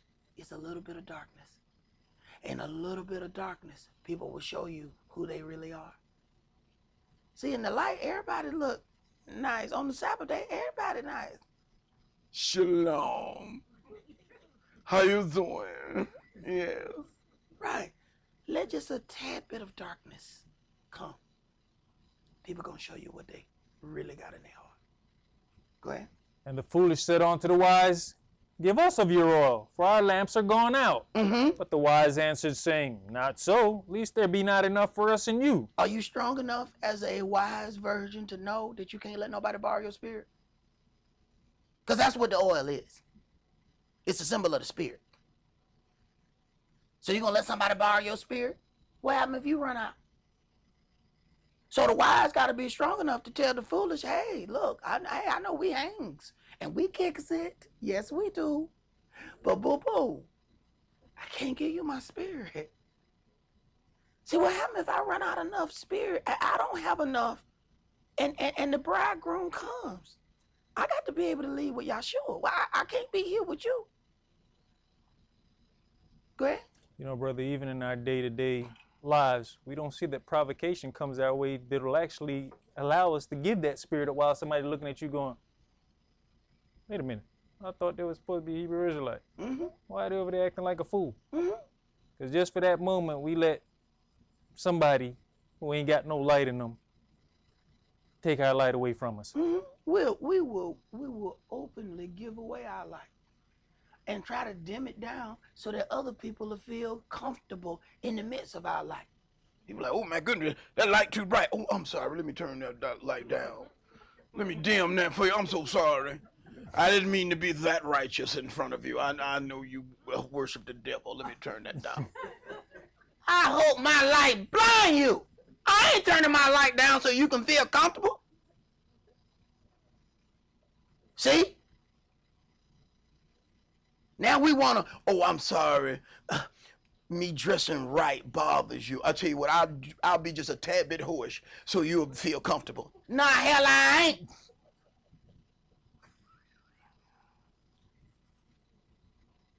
Read, man. But go you rather to them that sell and buy for yourself. Right. You go to them people and buy your own oil. You can't have my spirit. And I ain't turning my light down so you can feel comfortable. Read. And while they went to buy, the bridegroom came. Right. He timed it perfectly. See? In that darkness of night, when he calls out, he know those that look like Hebrews in the day, they ain't Hebrews in the night. See, let's see if they Hebrews when the lights go out. A lot of people are, oh, praise him. Yes. When the lights go out, then you see what goes on. Yeah, right. Read, man. And they that were ready went in with him to the marriage, and the door was shut. Afterward came also the other virgins, saying, Adonai, open to us. But he answered and said, Verily I say unto you, I know you not. Watch therefore, for you know neither the day nor the hour wherein the Son of Man comes. Right. See, I know you not. You had opportunity to get yourself together. You had an opportunity to prepare for the coming of the bridegroom. But when I came, you wasn't ready. See, that's something that we have to be prepared for. At the coming of our Messiah, we got to be ready. You can't be talking about, I got to get ready. No. Why you not ready? I know you were taught. What's the problem? Well, I got to do this. No. Why are you not ready? And because they were not ready, he said, I don't know you. Let's go to 1 Peter chapter 2.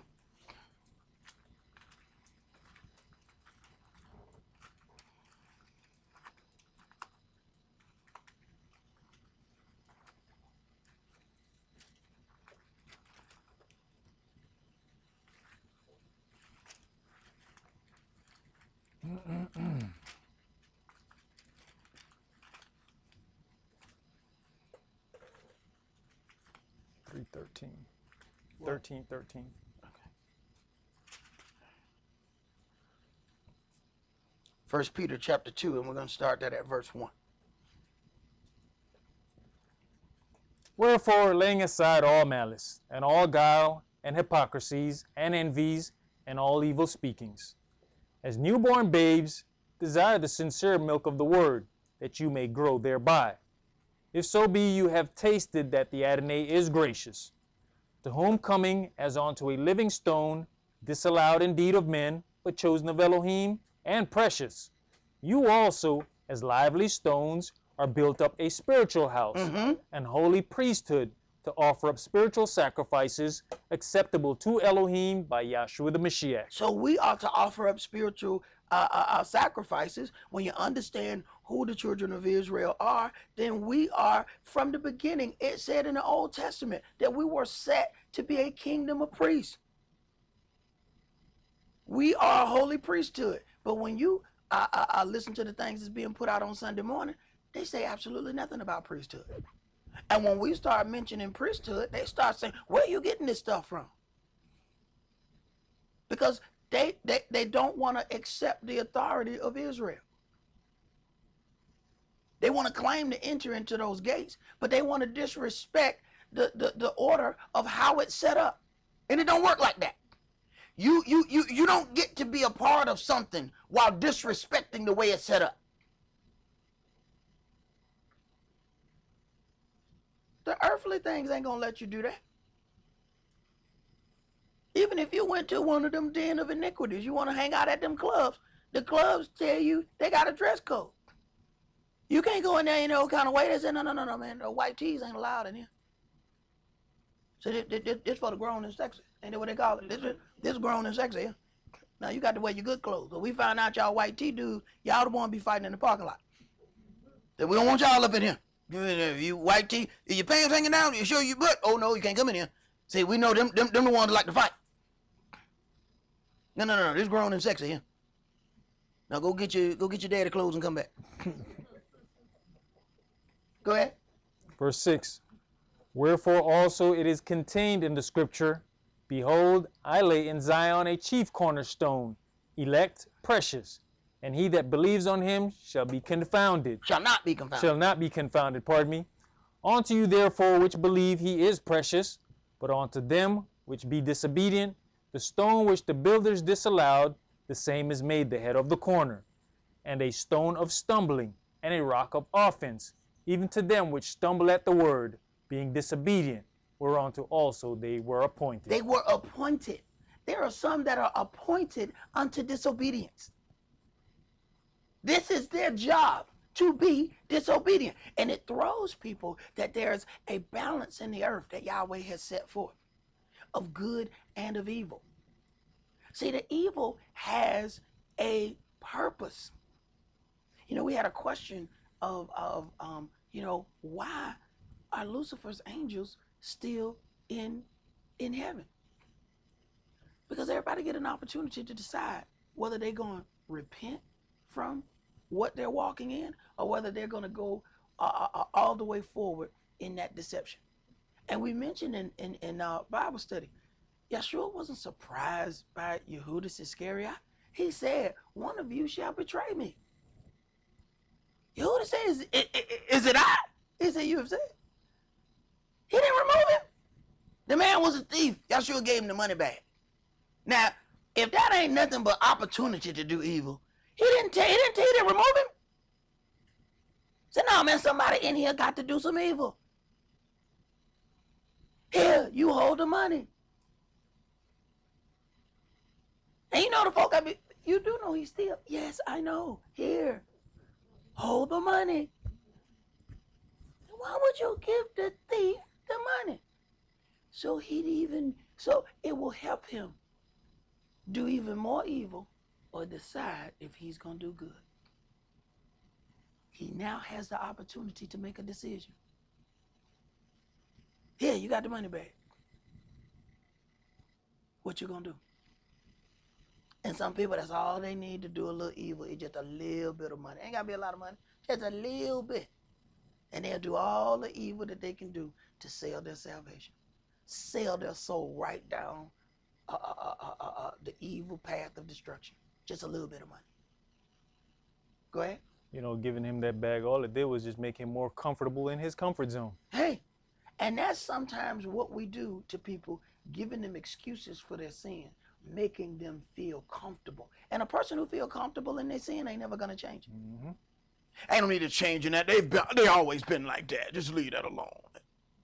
Well, you know, I was like this when you married me.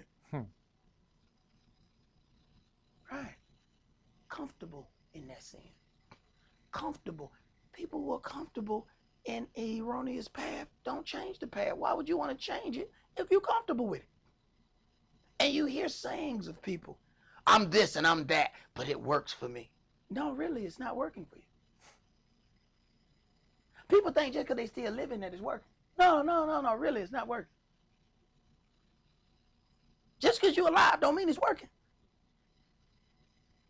Go ahead. Verse 9. But you are a chosen generation, a royal priesthood, and holy nation. Do you understand who you are, Israel?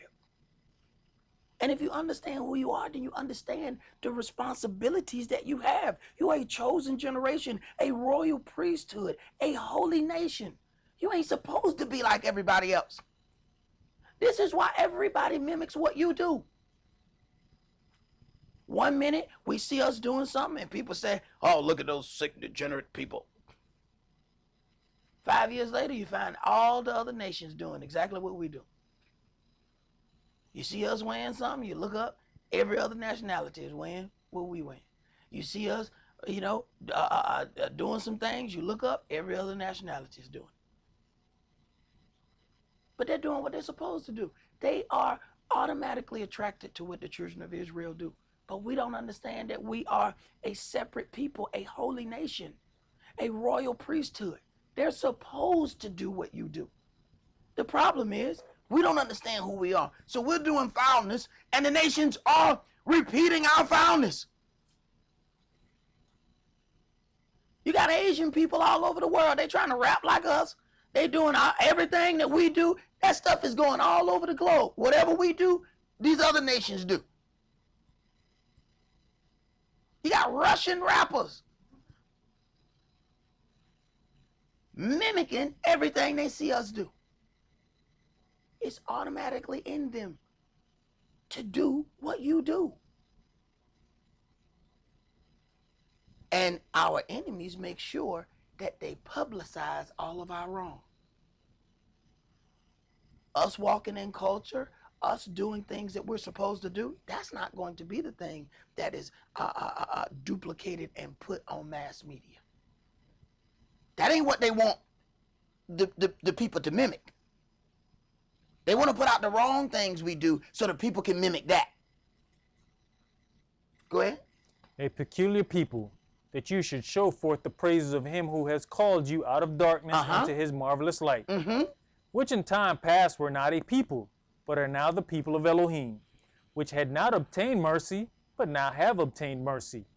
Dearly beloved, I beseech you, as strangers and pilgrims, abstain from fleshly lusts, which war against the soul, having your conversation honest among the Gentiles, that, whereas they speak against you as evildoers, they may, by your good works, which they shall behold, glorify Elohim in the day of visitation. So you have to break that down, having your conversation, which is just not what you do, or what you say, but it's also what you do. Having your walk honest among the Gentiles, that whereas they speak against you as evildoers, so they have negativity to say about you, that they may, by your good works, which they shall see, glorify Elohim in the day of visitation.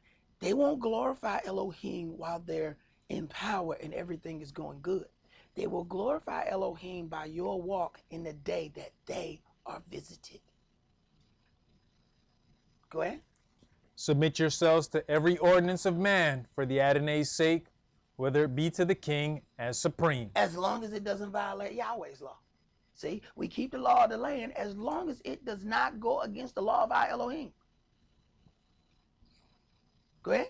Or unto governors, as unto them that are sent by him for the punishment of evildoers, and for the praise of them that do well. For so is the will of Elohim, that with well-doing you may put to silence the ignorance of foolish men. As free, and not using your liberty for a cloak of maliciousness, but as the servants of Elohim. Honor all men, love the brotherhood, fear Elohim, honor the king. Servants, be subject to your masters with all fear, not only to the good and gentle, but also to the froward. For this is thankworthy, if a man for conscience toward Elohim endure grief, suffering wrongfully. Right. And do we do that? This is thankworthy. If a man for conscience toward Elohim endures grief, suffering wrongfully. See, when we suffer for something that we have done, like it is written, that's not added unto you as some great thing. But when you suffer, when you haven't done wrong, that then is a spiritual sacrifice. And then the question is, when we suffer something, have we considered all of the things that we have made other people to suffer? And it is amazing when you talk to people about it, they always say, yeah, I understand that, but, right. Go ahead. For what glory is it, if, when you be buffeted for your faults, you shall take it patiently? But if, when you do well and suffer for it, you take it patiently, this is acceptable with Elohim. This is a spiritual sacrifice. When you take it patiently and you have done well. But the question is, do you ever hit that rewind button and go back to all the times that you did not do well unto others? But see, we're so selfish. All we think about is what happened to us. It is amazing doing counseling with people, and every last one of their things that they got to say, well, this person did that, and that person did that. And nobody considers what it is they do. It's them and him, and they, and them. What about you? See, we don't consider any of that. But we're so hurt whenever something don't go our way. And it is utter selfishness. You ever notice that people who steal don't never like nothing to be stole from them? And they're so hurt. Oh my goodness, somebody done stole my, oh. You done stole 15 vehicles. How in the hell do you think you got the right to cry that somebody done stole your damn rims? They didn't even steal your whole car. They just stole the wheels off your car. You done stole whole cars. Right. Selfishness. My hurt is deeper than any other hurt. Right. That's what the selfish heart tells you. You hurt worse than everybody else. But everybody hurt. What the hell make your hurt better than somebody else's? Because it happened to you. Understand, somebody was sacrificed for us to have the ability to even know these things. Somebody who did absolutely no sin whatsoever. Do you ever consider that? Yeshua wasn't just killed, he was tortured. And for what? Absolutely nothing that he had done. For things you have done. Rattle that around in your cage when we get to whining about how uncomfortable things are for us. Read, man. You know, that's why it says that you judge yourself so you be not judged. Don't say judge them so you won't be judged. Right. And that's what we do. Yahweh, I read your book and it says they shall not steal. No, that says thou. That's what I said. I said they shall not steal. No, thou mean you. Go ahead, man. Verse 21. For even hereunto were you called, because the Mashiach also suffered for us, leaving us an example that you should follow his steps, who did no sin, neither was guile found in his mouth, who, when he was reviled, reviled not again. Boy, stop. You know we can't wait to clap back. We got a whole saying for it. I'm gonna clap back. Say something to me. I'm finna clap back. So something happened, boom, we clap back immediately. Right. Go ahead. When he suffered, he threatened not. Man, all we do is threaten. Folk can't even go to sleep because they threatening all damn night. Get up tired in the morning. What happened? I was threatening all last damn night. I couldn't get no sleep, man. Whew. Go ahead, man. But committed himself to him that judges righteously, who his own self bare our sins in his own body on the tree, that we, being dead to sins, should live on to righteousness, by whose stripes you were healed. Right. So when we counting everything that's been done unto us, when we counting all of those things, are we ever counting this torture of a sinless entity who suffered for us? Do we get to counting like that? No, we're just counting our stuff. Go ahead. For you were as sheep astray. For you were as sheep going astray, but are now returned unto the shepherd and bishop of your souls. All right, let us hear the conclusion of this matter. Let's go to Matthew chapter 5.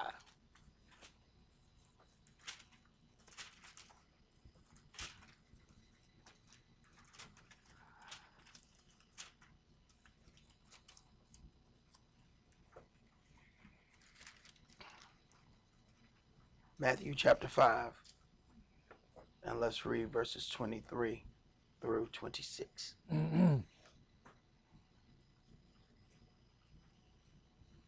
Verse 23.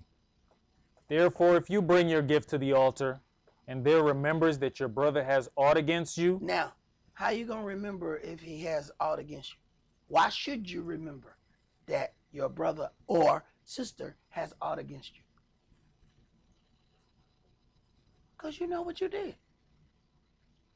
Now, if you got that selective amnesia where you don't see nothing that you've done, but you see everything that was done to you, this ain't never going to cross your mind when you come to offer your gift at the altar.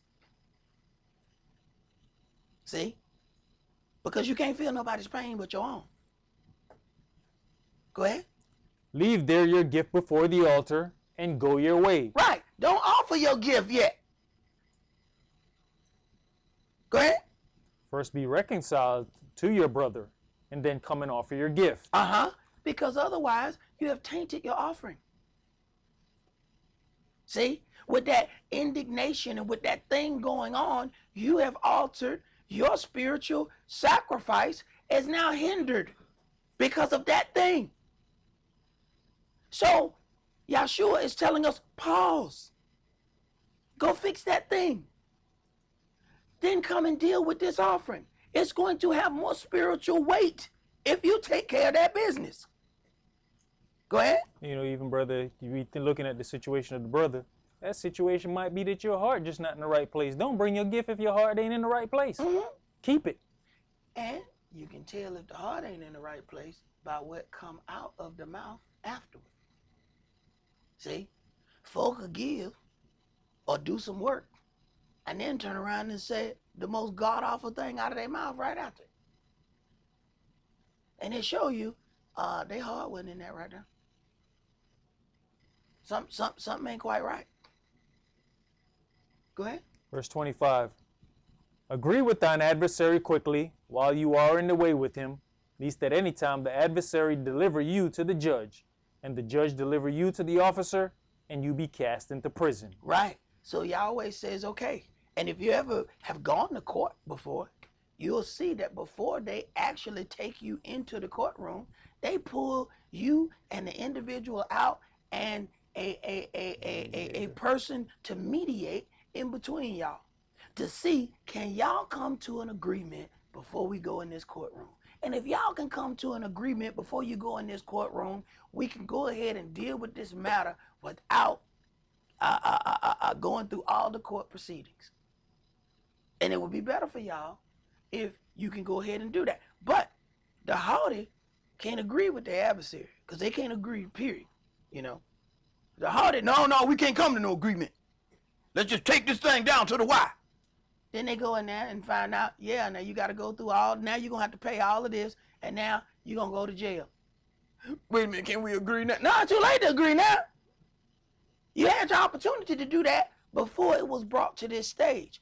But the haughty can't make an agreement until everything is blown and thrown out on the table. Where's the humility in that? Consider that somebody died for us. That the things that we have the ability to do, we didn't earn those. Somebody else paid the price for those. We are able to go and get on the bus and sit anywhere we want, not because of something we did, but because something that a generation before us did. You didn't do that. And the first thing the young folk do when they get on the bus is go straight to the back. And people went through hell so you wouldn't have to go do that. But our salvation and the redemption of our souls is something that is very precious. So let us consider, what will you render unto Elohim? Seeing you have the possibility of getting the greatest gift that has ever been given. That's all that we're going to do for today. Remember the Sabbath to keep it holy. Shabbat shalom. Shabbat shalom.